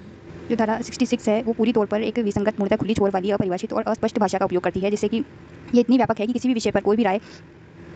इससे आच्छादित हो जाएगी, और कोई व्यक्ति अगर कोई ऐसी गंभीर राय प्रकट करता है जो कि किसी लोकाचार से भिन्न हो तो वो भी इसके अंदर आई जाएगी। इसीलिए इसको असंवैधानिक घोषित किया गया, क्योंकि ये अनुच्छेद 19(1) में जो अंतर्विष्ट मूल अधिकार है उसको प्रभावित कर रहा है, और इसकी धारा का कोई भी भाग जो है प्रथम करने योग्य नहीं है, इसलिए इस पूरी धारा को असंवैधानिक घोषित कर दिया गया। अब सेक्शन 66B, इसमें बताया है कि कोई भी जो चुराई हुए कंप्यूटर संसाधन या संचार युक्ति को जिसके बारे में वो जानता है, विश्वास करता है कि ये चुराई हुई है, और उसको बेईमानी से प्राप्त करे या फिर प्रतिधारण करे, तो उसे दोनों में से किसी भांति के कारावास से जिसके लिए 3 वर्ष तक की हो सकेगी, और या जुर्माने से जो कि 1 लाख रुपये तक का हो सकेगा, या फिर दोनों से दंडित किया जाएगा। तो ऊपरी दोनों धाराओं में दोनों में से किसी बात की कारावास का उपयोग नहीं किया था, लेकिन यहाँ पे दोनों में से किसी बात की कारावास वर्ड यूज़ किया हुआ है। अब अगला सेक्शन 66C, तो जो कोई कपटपूर्वक या फिर बेईमानी से किसी अन्य व्यक्ति के इलेक्ट्रॉनिक चिन्हक, पासवर्ड या फिर अन्य विशिष्ट पहचान चिन्ह का प्रयोग करेगा, वो दोनों में से किसी बात की कारावास जिसकी अवधि 3 वर्ष तक की हो सकेगी, और जुर्माने के लिए जो कि 1 लाख रुपये तक का हो सकेगा होगा। यहाँ पे और वर्ड यूज़ किया हुआ है, और दोनों में से किसी बात की कारावास से हो सकती है सजा। अब है 66D, तो जो कोई किसी संचार युक्ति कंप्यूटर संसाधन के माध्यम से प्रतिरूपण द्वारा छल करेगा, वो दोनों में से किसी बात की कारावास से जिसकी अवधि 3 वर्ष तक की हो सकेगी, और जुर्माने से जो कि 1 लाख रुपये तक का हो सकेगा नहीं होगा। अब है 66E, जिसमें बताया कि कोई भी अगर साक्ष्य या जानबूझकर किसी व्यक्ति के गुप्तांग के चित्र उसकी सहमति के बिना उस व्यक्ति की एकांतता को अतिक्रमण करते हुए ऐसी परिस्थितियों में खींचेगा या फिर प्रकाशित करेगा, पारित करेगा, तो उसको कारावास से जो 3 वर्ष तक का हो सकेगा, या जुर्माने से जो कि 2 लाख रुपये तक हो सकेगा, या दोनों से दंडित किया जा सकेगा। अब स्पष्टीकरण में कुछ परिभाषा बताई। तो पारित के मतलब है जो किसी दृश्यमान चित्र को साक्ष्य से इलेक्ट्रॉनिक रूप से किसी को भेजे ताकि वो दूसरा व्यक्ति उसको देख ले। दूसरा है चित्र खींचना में वीडियो टैप करना, फोटोग्राफ, फिल्म तैयार करना या फिर किसी साधन से उसका अभिलेख बनाना भी अभिप्रेत है। अब गुप्तांग से क्या अभिप्राय है, तो कोई भी नग्न या फिर अंतर्वस्त्र सज्जित जननांग, जघनांग, नितंब या फिर स्त्री स्तन अभिप्रेत है। अब प्रकाशित करने से क्या अभिप्राय है, तो मुद्रित या इलेक्ट्रॉनिक रूप से पुनर्निर्मित करना और उसको जनसाधारण के लिए उपलब्ध कराना प्रकाशित करना कहलाता है। मतलब कि आप इलेक्ट्रॉनिक रूप में उसको कहीं छाप दो या फिर इलेक्ट्रॉनिक रूप में उसको वापस निर्माण करके इलेक्ट्रॉनिक रूप में जनसाधारण को उपलब्ध करा दो। अब एकांतता का अतिक्रमण करने वाली परिस्थितियाँ कौन सी होती है, जबकि कोई व्यक्ति ये युक्तियुक्त प्रत्याशा में हो कि इस बात की चिंता किए बिना कि उसके गुप्तांग का कोई चित्र खींचा जा सकता है, एकांतता में अपने पास उतार सकता है, फिर उतार सकती है। लेकिन यहाँ पे जेंडर न्यूट्रल है, यहाँ पे लड़की होना जरूरी नहीं है, लड़का लड़की दोनों के लिए, दोनों को प्रोटेक्ट भी करता है और ऑफेंस भी कोई भी कर सकता है, लड़का लड़की। तो चलो पहली प्रत्याशा सही होगी कि इसको किसी चिंता ना हो कि हाँ भाई कोई मुझे देख नहीं रहा, और दूसरा है कि इस बात को ध्यान दिए बिना कि अगर वो व्यक्ति सार्वजनिक स्थान पर या निजी स्थान पर कहीं पे भी उसके गुप्तांग का कोई भी भाग जनसाधारण को दृश्यमान नहीं होगा, अगर इसको ये प्रत्याशा है तो भी कहा जाएगा कि वो एकांतता की परिस्थिति के अधीन है। तो पहला तो ऐसी जगह पर हो आप कि हाँ आप ये सोच रहे हो कि हाँ अपन को कोई नहीं देख रहा है, अपन बस उतार रहे तो, और दूसरा है कि आप कहीं भी हो गई सार्वजनिक जगह पर हो, निजी जगह पर कहीं पर बैठे हो और आपको ये तो भरोसा रहता है ना कि भाई अपन को अपने जो गुप्तांग है वो तो क्योंकि जनसाधारण द्वारा दृश्यमान नहीं है, फिर भी अगर कोई भी सार्वजनिक स्थान पर या फिर निजी स्थान पर कहीं पर भी आप वस्त्र नहीं भी उतारे तो भी ऐसा कुछ करा जिससे कि आपके गुप्तांग दिख रहे हैं, क्योंकि कोई कैमरा वगैरह ऐसी पोजीशन कोई लगा के आपकी फोटो वगैरह खींच ले, अगर सार्वजनिक स्थान पर हो आप या निजी स्थान पर हो तो भी आपका एकांतता का अतिक्रमण होगा। अब है 66F यानी च, तो जो कोई भारतीय एकता, अखंडता, सुरक्षा या प्रतिभूता को खतरे में डालने या फिर जनता के किसी वर्ग को आतंक फैलाने के आशय से, वर्ग में आतंक फैलाने के आशय से किसी कंप्यूटर साधन तक पहुंच के लिए प्राधिकार किसी व्यक्ति को पहुंचने से इनकार कर रहा है, या फिर प्राधिकार के बिना फिर प्राधिकार की जो पहुंच से अधिक किसी कंप्यूटर संसाधन में प्रवेश या पहुंच करने का प्रयास कर रहा है, या फिर किसी कंप्यूटर संदूषक को सन्निविष्ट करके, इन तीनों कार्यों को करके जिससे कि किसी व्यक्ति की मृत्यु या क्षति होती है, या फिर संपत्ति का नाश होता है, विनाश होता है, या होने की संभावना है, ये जानते हुए कि जो समुदाय के जीवन के लिए आवश्यक आपूर्ति या सेवा है उसका नुकसान होगा या उसका विनाश होगा, या धारा 70 के अधीन जो निर्दिष्ट संवेदनशील सूचना अवसंरचना है उस पर कोई प्रतिकूल प्रभाव पड़ने की संभावना है। तो ये तो चलो एक पार्ट हो गया कि आप भारतीय एकता, अखंडता को नुकसान पहुंचाने, जनता को आतंक फैलाने के आशय से, इन दोनों आशय से आप किसी कंप्यूटर के जो तीनों तरीके हैं उन तरीकों से किसी को मृत्यु कार्य कर रहे हो, क्षति कार्य कर रहे हो, कुछ भी तरीके का नुकसान कार्य कर रहे हो। या दूसरा है कि जानबूझकर साक्ष्य आप किसी कंप्यूटर संसाधन के प्राधिकार के बिना या फिर प्राधिकार से अधिक पहुंच प्राप्त करके कोई ऐसा कार्य कर रहे हो जिससे कि कोई सूचना, डाटा या कंप्यूटर डाटा सामग्री जो कि राष्ट्रीय सुरक्षा या विदेशी संबंधों के कारण निर्बाधित है उस पर आप ये विश्वास रखते हुए पहुंच प्राप्त कर रहे हो कि ऐसी जो सूचना है इससे जो इस सूचना का उपयोग भारत की प्रभुता, अखंडता, राज्य की सुरक्षा, विदेशों के साथ महत्वपूर्ण संबंध, लोक व्यवस्था, शिष्टता, नैतिकता या न्याय की अवमानना या फिर मानहानि या फिर किसी अपराध के उत्प्रेरण से संबंध में किसी विदेशी राष्ट्र व्यष्टि समूह के फायदे को क्षति पहुंचाने के लिए फिर अन्यथा किया जा सकता है या किए जाने की संभावना है, तो आप साइबर आतंकवाद का अपराध कर रहे हो। तो ये दोनों काम करके आप साइबर आतंकवाद का अपराध करते हो, और उधर दोनों बताया है कि जो भी साइबर आतंकवाद करेगा या फिर उसका षड्यंत्र करेगा उसको कारावास से जो कि आजीवन कारावास तक हो सकेगा दंडित किया जाएगा। अब है सेक्शन 67। तो कोई भी इलेक्ट्रॉनिक रूप से ऐसी सामग्री को प्रकाशित या पारित करता है जो कि कामोत्तेजक है या फिर कामुकता की अपील करती है या फिर इसका प्रभाव ऐसा है कि ये व्यक्ति को कलुषित या भ्रष्ट करने का आशय रखती है और सभी सुसंगत परिस्थितियों को ध्यान में रखते हुए इसमें जो अंतर्विष्ट या उसमें जो आरूढ़ सामग्री है उसको पढ़ने, देखने, सुनने की संभावना है। तो अगर ऐसा कंटेंट है आपका तो आपको पहली दोष स्थिति पर दोनों में से किसी बात की कार्रवाई जिसकी अवधि 3 वर्ष तक की हो सकेगी और जुर्माने से क्योंकि 5 लाख रुपये तक का हो सकेगा, और दूसरा या पश्चातवर्ती दोष होती है तो दोनों में से किसी बात की कार्रवाई जिसकी अवधि 5 वर्ष तक की हो सकेगी और जुर्माना जो कि 10 लाख रुपये तक का हो सकेगा दंडित किया जाएगा। अब है सेक्शन 67A। इसमें बताया है कि कोई भी अगर इलेक्ट्रॉनिक रूप से ऐसी सामग्री को प्रकाशित या पारित कर रहा है जिसमें कामुकता व्यक्त करने वाला कार्य या आचरण अंतर्विदित है, तो ऊपर वाली धारा में तो उसका मतलब ऐसा निकला था, लेकिन उससे जो यहाँ नीचे वाला सामग्री है उसमें तो कामुकता व्यक्त करने वाला कार्य किया ही जा रहा है। तो पहली दोष सिद्धि में तो आपको दोनों में से किसी बात की कार्रवाई जिसकी अवधि 5 वर्ष तक की हो सकेगी और जुर्माने से जो कि 10 लाख तक का हो सकेगा, और दूसरी और पश्चातवर्ती दोष सिद्धि में दोनों में से किसी बात की कार्रवाई जिसकी अवधि 7 वर्ष तक की हो सकेगी और जुर्माना जो कि 10 लाख रुपये तक का हो सकेगा दंडित किया जाएगा। अब है सेक्शन 67B। तो जो कोई किसी इलेक्ट्रॉनिक रूप में कोई ऐसी सामग्री प्रकाशित या पारित कर रहा है या करवा रहा है जिसमें कि कामुकता व्यक्त करने वाले कार्य आचरण में लगाए गए बालकों का चित्र किया जा रहा है या फिर तो अश्लील या अभद्र या फिर कामुकता व्यक्त करने वाली रीति में बालकों का चित्रण करने वाली कोई सामग्री का पाठ या अंकित चित्र किसी इलेक्ट्रॉनिक रूप से तैयार किया जा रहा है, संग्रहित किया जा रहा है, प्राप्त किया जा रहा है, डाउनलोड करेगा कोई भी, या तो खुद पढ़ रहा है या फिर डाउनलोड कर रहा है, उसे बढ़ावा दे रहा है या फिर आदान प्रदान या फिर वितरित कर रहा है, या तीसरा है कामुकता व्यक्त करने वाले कार्य के लिए उसके संबंध में किसी रीति से बालकों को एक या अधिक बालकों के साथ ऑनलाइन संबंध के लिए लगाएगा या फिर उसको फुसलाएगा, प्रेरित करेगा जो कि कंप्यूटर संसाधन पर किसी उपयुक्त वयस्क को बुरी लग सकती है, या फिर ऑनलाइन बालकों का दुरुपयोग करने को सुकर बना रहा है कोई, या फिर बालकों के साथ कामुकता व्यक्त करने वाले कार्य के संबंध में अपने दुर्व्यवहार को इलेक्ट्रॉनिक रूप से अभिलिखित कर रहा है, मतलब इलेक्ट्रॉनिक रूप में किसी सोशल मीडिया वगैरह पर बता रहा है कि देखो मैंने बालकों के साथ ऐसा काम किया है, मतलब कि बालकों के साथ कोई कामुकता व्यक्त वाला आपने कार्य किया है उसको इलेक्ट्रॉनिक रूप में आप अभिलिखित कर उस रिकॉर्ड भी कर ले रहे उसको। तो प्रथम दोष स्थिति पर आपको दोनों में से किसी बात की कार्रवाई जिसकी 5 वर्ष की हो सकेगी और जुर्माने से जो कि 10 वर्ष तक का हो सकेगा, और दूसरी पश्चातवर्ती दोष स्थिति में दोनों में से कोई भी बात का कार्रवाई जो कि 7 वर्ष तक का और जुर्माना जो कि 10 लाख रुपये तक का हो सकेगा।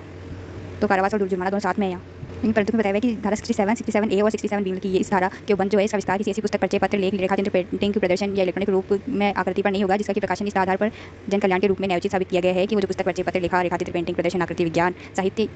या फिर शिक्षण या फिर सामान्य महत्व के अन्य उद्देश्यों के लिए हित में है। तो क्या है, विज्ञान, साहित्य और शिक्षा या फिर सामान्य महत्व के लिए आवश्यक है। अगर या दूसरी चीज़ ऐसी जो कंटेंट है वो सद्भाविक परंपरा या फिर धार्मिक प्रयोजनों के लिए रखी या प्रयोग की गई है। तो स्पष्टीकरण में बालक की आयु बताई हुई कि कौन है बालक, जो 18 वर्ष की आयु जिसने पूरी नहीं की है। अब है 67C। तो जो मध्यवर्ती है ऐसी सूचना को जो निर्दिष्ट की जाए परीक्षण और प्रतिधारण ऐसी अवधि के लिए जो कि और ऐसी रीति से और ऐसे रूप में करेगा जो कि केंद्रीय सरकार भेद कर दे, और उधार दो बताया कि अगर वो मध्यवर्ती साक्ष्य या जानबूझकर उधार एक के बंधों का उल्लंघन करता है तो उसको कारावास से दंडित किया जाएगा जो कि 3 वर्ष तक हो सकेगा और जुर्माना भी लगाया जाएगा। तो कोई भी ऐप, साइट वगैरह जो भी आप यूज़ कर रहे हो मध्यवर्ती है। अब सेक्शन 68। तो नियंत्रक जो है आदेश दे सकेगा प्रमाणकर्ता प्राधिकारी या फिर उस प्राधिकारी के जो कर्मचारी उनको कि उस आदेश में जो निर्दिष्ट उपाय है वो करे या फिर जो क्रियाकलाप कर रहा है वो उसको बंद कर दे यदि ऐसे जो क्रियाकलाप है वो इस अधिनियम या उसके अधीन बनाए गए नियमों के या किन विनियमों के अनुपालन को सुनिश्चित करने के लिए आवश्यक है। क्योंकि ये सब निर्दिष्ट उपाय या फिर ऐसा बंद करने का जो निर्देश है ये तभी दिया जाएगा जबकि इस अधिनियम या फिर इसके जो नियम के बंधों का अनुपालन करने के लिए सुनिश्चित करने के लिए ऐसा करना आवश्यक है। और दो बताया है कि कोई व्यक्ति जो कि उधर एक दिन आदेश जो दिया है उसका अनुपालन करने में साक्ष्य या जानबूझकर रहता है तो कौन किसको आदेश दिया जाएगा, प्रमाणकर्ता प्राधिकारी उसके कर्मचारी को। तो कोई व्यक्ति यही हो सकता है अगर ये अनुपालन नहीं कर रहे हैं तो वो कारावास से जो कि 2 वर्ष से अधिक का नहीं होगा या फिर 1 लाख रुपये तक के जुर्माने से या फिर दोनों से दंडित किया जा सकेगा। अब सेक्शन 66 में आपके किसी कंप्यूटर संसाधन में अगर कोई सूचना है तो उसमें मॉनिटरिंग कर सकती है सरकार। तो धारा 1 में बताया हुआ है कि जहाँ केंद्रीय सरकार को या राज्य सरकार को या फिर केंद्रीय राज्य सरकार द्वारा जो प्राधिकृत अधिकारी है उसका समाधान हो जाता है कि भारत की प्रभुता, अखंडता, रक्षा, सुरक्षा, विदेशी राज्यों से मैत्रीपूर्ण संबंध या लोक व्यवस्था के हित में या फिर उपरोक्त से संबंधित किसी संज्ञेय अपराध को किए जाने में उद्दीपन को निवारित करने के लिए या फिर ऐसे अपराध के अन्वेषण के लिए ऐसा करना आवश्यक है। वहाँ वो धारा 2 के अधीन जो उपबंध है उसको धारा 2 के उपबंधों के अधीन रहते हुए लिखित करने वाले अपने कारणों से आदेश द्वारा समुचित सरकार के किसी अभिकरण को ऊपर बताए हुए पर्पस के लिए कोई आवश्यकता है और आदेश इसको देगी समुचित सरकार का जो कोई अभिकरण है तो वो अभिकरण क्या करेगा, किसी कंप्यूटर के संसाधन में जो भी कंप्यूटर संसाधन में जो जनित, पारित, प्राप्त या भंडारित किसी सूचना को या तो अंतर्रुद्ध करेगा, मॉनिटर करेगा या फिर विगूढ़न करेगा या फिर अंतर्रुद्ध या फिर मॉनिटर कराने या विगूढ़ न कराने का निर्देश दे सकेगी। तो समुचित सरकार या उसका कोई अधिकारी आदेश देगा वो भी लिखित में अपने कारणों को बताते हुए समुचित सरकार के किसी अभिकरण को कि वो जो किसी कंप्यूटर संसाधन में जो भी सूचना है उसको मॉनिटर कर ले या फिर वो जो सूचना है उसको विगूढ़ ना किया जाए ऐसा भी निर्देश दे सकती है। धारा 2 में बताया कि यह अभिकरण जो है वो किस प्रक्रिया और रक्षा उपाय को अपनाएगी। तो प्रक्रिया और रक्षा उपाय जिनके अधीन वो ऐसा अंतरोधन या फिर मॉनिटरिंग या फिर विगूढ़न किया जाएगा वो होगा जो कि विहित किया जाए। धारा 3 में कर्तव्य बताया कि उपयोगकर्ता मध्यवर्ती या फिर कंप्यूटर संसाधन का जो भार साधक कोई व्यक्ति है वो धारा 1 में निर्दिष्ट जो अभिकरण है उसको मांगे जाने पर निम्नलिखित सुविधाएं और तकनीकी सहायता उपलब्ध कराएगा। तो पहला क्या है, ऐसी सूचना जनित करने, पारित करने, प्राप्त करने, भंडार करने वाले कंप्यूटर संसाधन तक पहुँच उपलब्ध कराना और उसकी पहुँच सुनिश्चित करना। अब इसी सूचना को अंतर्रुद्ध, मॉनिटर या फिर विगूढ़न करना या फिर जो कंप्यूटर संसाधन में भंडारित सूचना है उसको उपलब्ध कराना।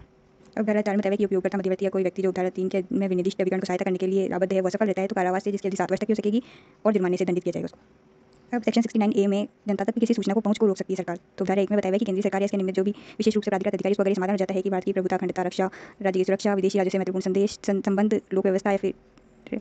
उपरोक्त से संबंधित किसी संज्ञेय अपराध का किया जाना उद्दीपन को रोकने के लिए या फिर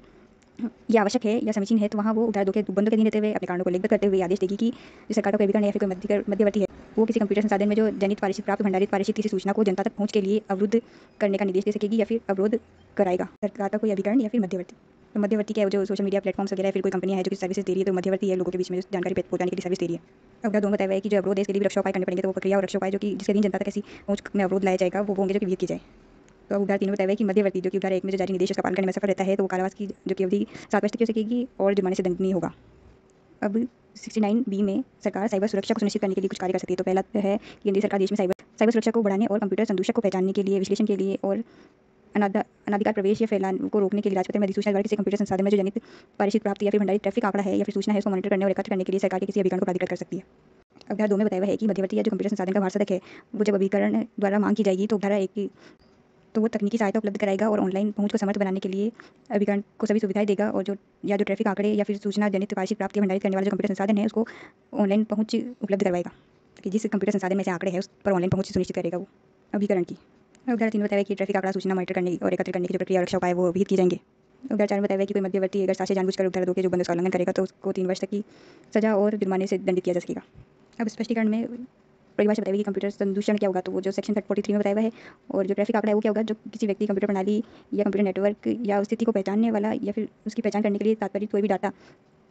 ट्रैफिक आंकड़ा कहलाता है, जिसको या तो जिससे संसूचना पारित की गई या पारित की जाए या फिर इसके अंतर्गत संसूचना का उद्भव, गंतव्य मार्ग, समय, तारीख, आकार और ऐसी कोई सेवा की अवधि या प्रकार और कोई अन्य सूचना भी है।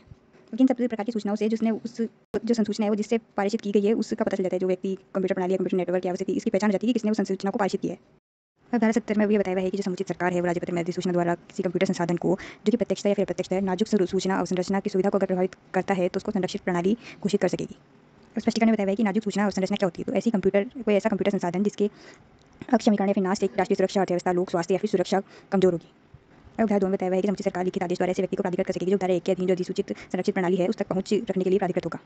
अब धारा 3 में बताया कि कोई व्यक्ति जिस धारा के उपबंधों का उल्लंघन करते हुए किसी संरक्षित प्रणाली तक पहुंच प्राप्त कर लेता है या फिर पहुंच प्राप्त करने का प्रयत्न करता है, मतलब कि अपराध प्रयत्न में भी बनाया गया है, तो दोनों में से किसी बात की कारावास की 10 वर्ष की हो सकेगी और जुर्माने से दंडित किया जाएगा।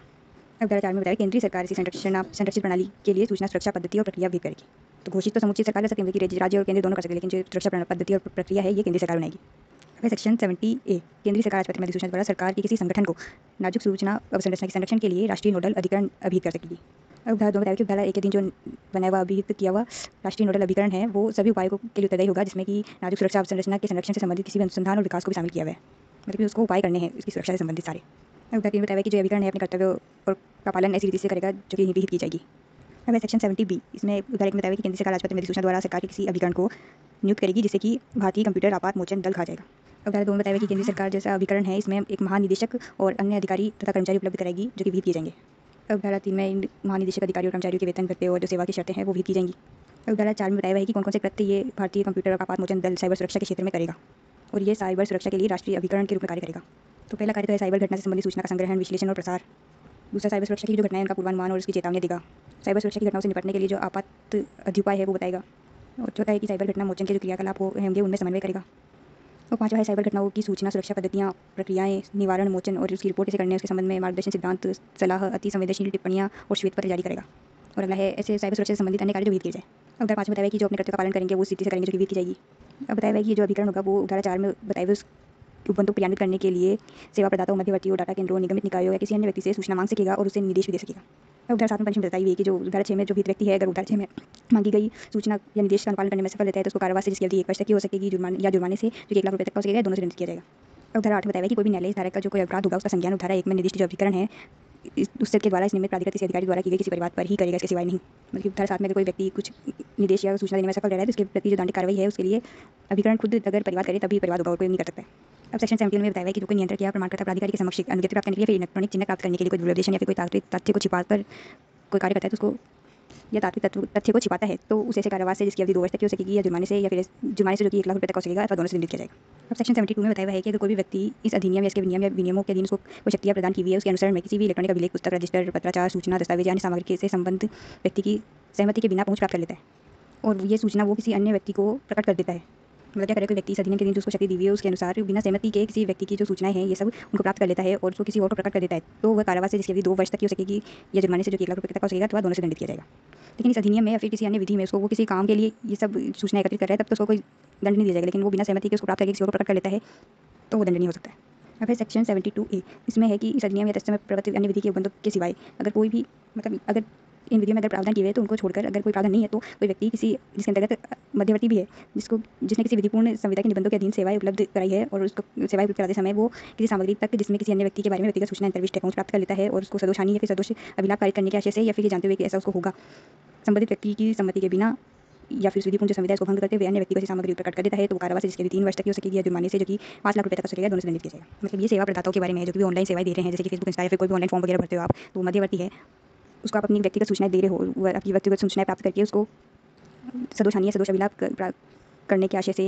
आपकी सहमति के बिना वो किसी और को सामग्री को उपलब्ध करा देता है तो उसको दंडित किया जाएगा। अब सेक्शन 73 से बताया है कि कोई भी व्यक्ति इलेक्ट्रॉनिक चिन्ह प्रमाण पत्र को तब तक प्रकाशित नहीं करेगा या फिर अन्य व्यक्ति को अन्यथा उपलब्ध नहीं कराएगा यदि उसे जानकारी है कि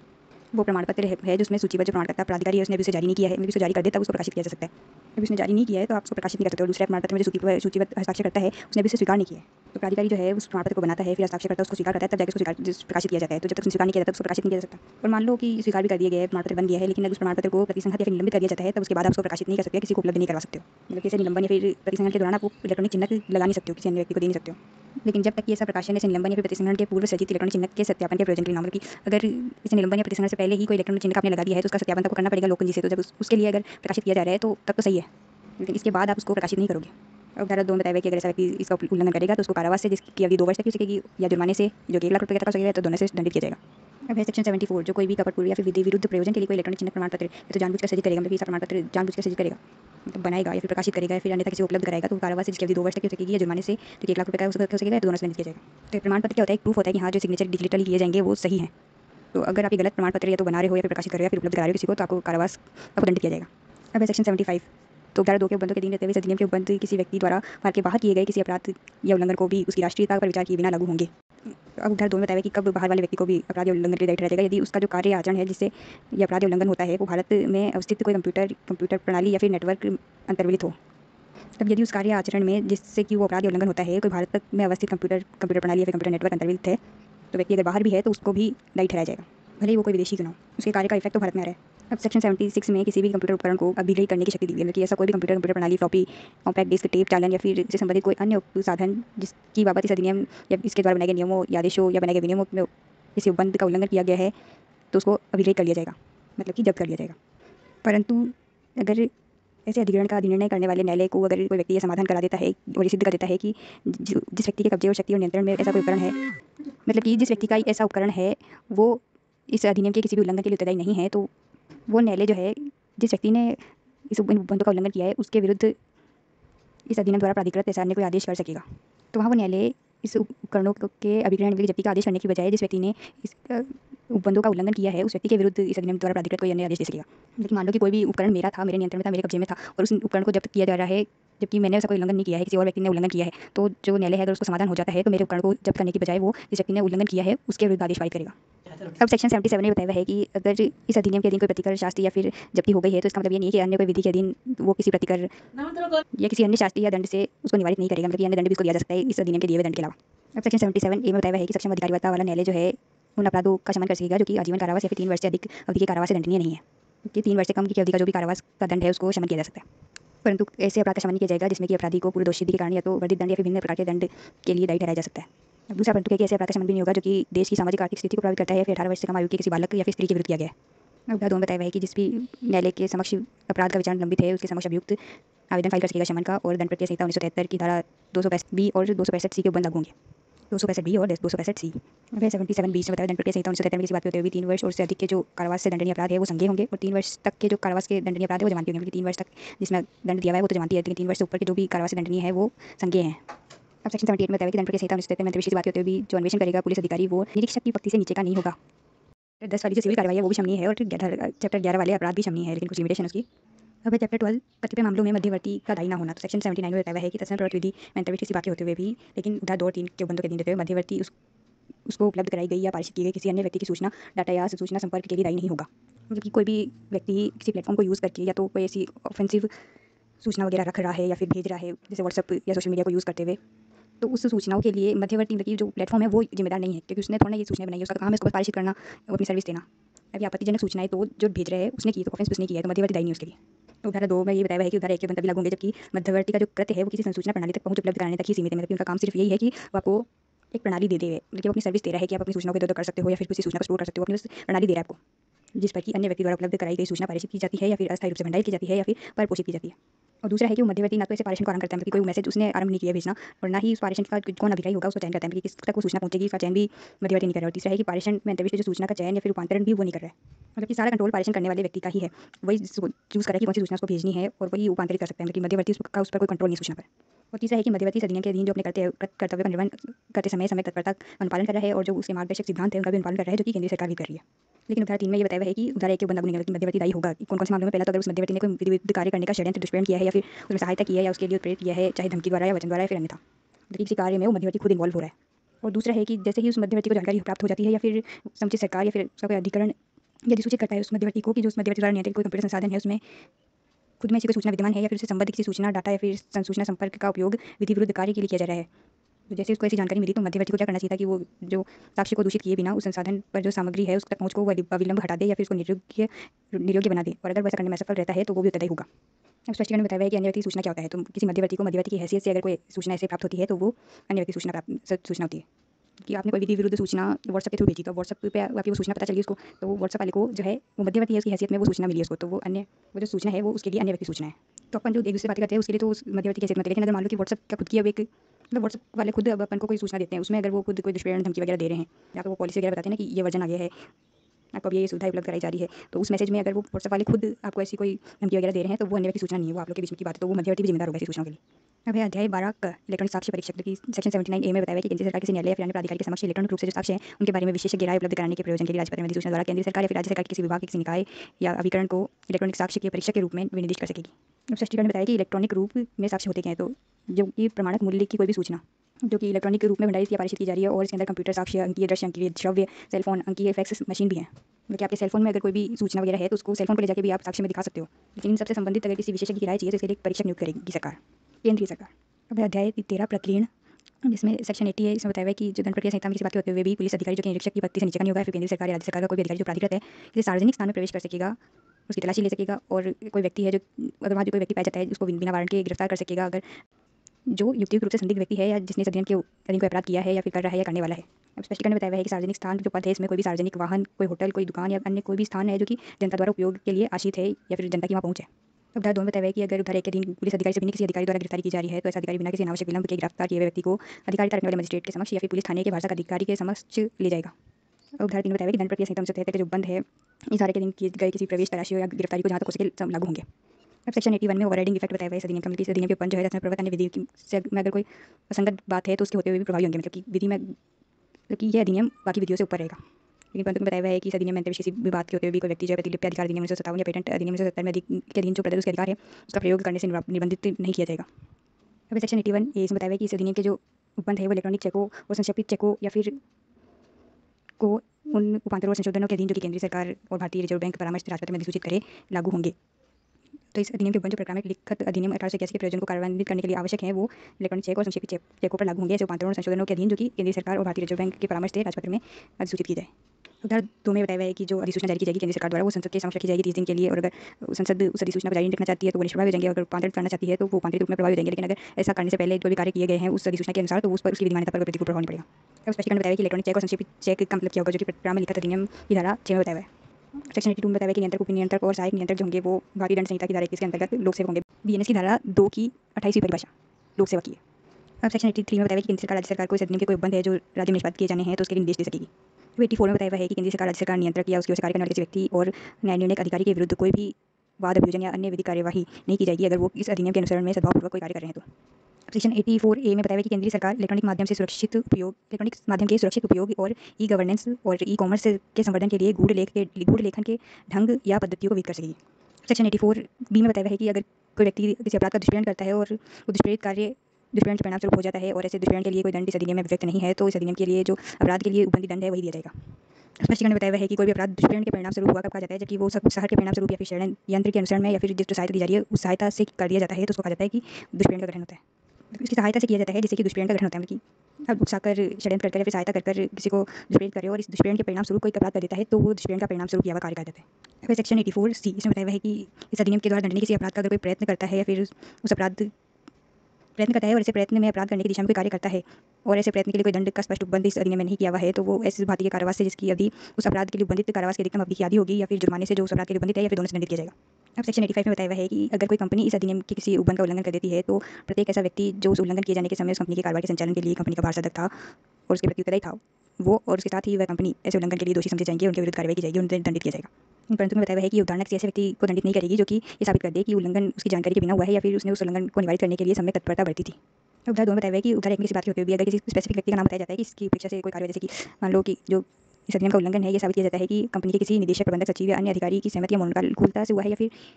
उस अपराध का किया जाना उसकी उपेक्षा के कारण माना जाता है तो ऐसे निदेशक, प्रबंधक, सचिव या अन्य अधिकारी को उस अपराध के उल्लंघन के लिए दोषी समझा जाएगा और उसके विरुद्ध कार्रवाई की जाएगी। अब स्पष्टीकरण बताया कि कंपनी से कोई निगमित निकाय अभिप्रेत है और इसमें कोई फर्म या फिर व्यक्तियों का अन्य संगम भी है और फर्म के संबंध में जो निदेशक है वो फर्म का भागीदार अभिप्रेत है, लेकिन फर्म के संबंध में जो निदेशक है वो भागीदार होते हैं।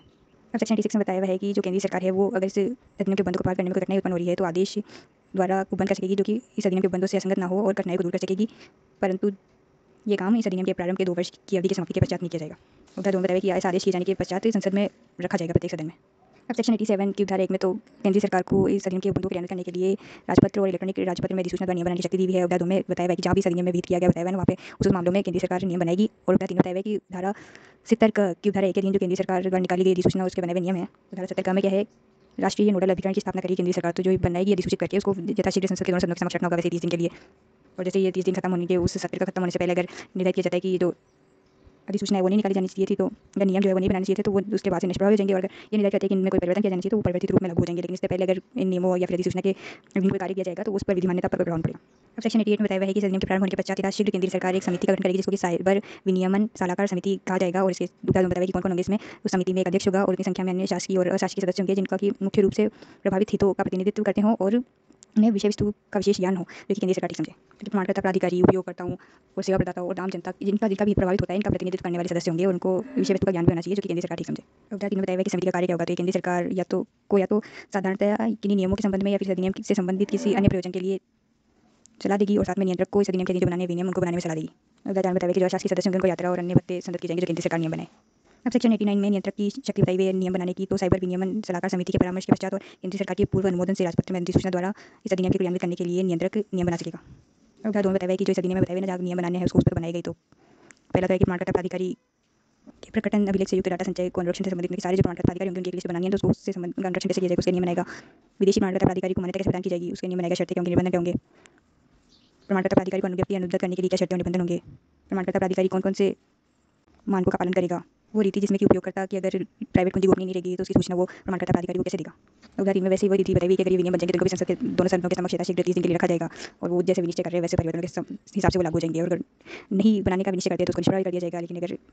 इस निर्णय के पहले कुछ भी कार्य कर दिया गया है तो विधिमान रहेगा। अब सेक्शन 90 में राज्य सरकार को इस अधिनियम के उपबंधों को कार्यान्वित करने के लिए राजपत्र में अधिसूचना द्वारा नियम बनाने की शक्ति दी है। और 3 में बताया कि नियम बनाए जाएंगे ना तो इनको भी यथाशीघ्र राज्य के विधानमंडल के दोनों सदन है तो दोनों के समक्ष अगर एक ही सदन है तो एक सदन के समक्ष रखा जाएगा। अब पहली अनुसूची पहले पढ़ चुके कि ये वो दस्तावेज संविधान जिसको यह अधिनियम लागू नहीं होगा। तो पहला तो प्रोग्राम में लिखा था अधिनियम में यथा परिभाषित प्रोग्राम में लिखा चेक को छोड़कर, और दूसरा मुक्तारनामा, तीसरा है कोई न्यास, चौथा है कोई भी विल,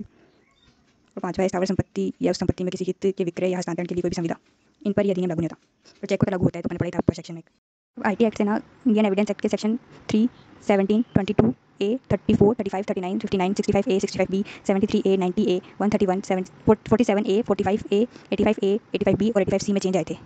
अब इन सेक्शंस में या तो कुछ चेंज किया गया तो ये सेक्शंस एक्स्ट्रा जोड़े गए IT एक्ट आने से।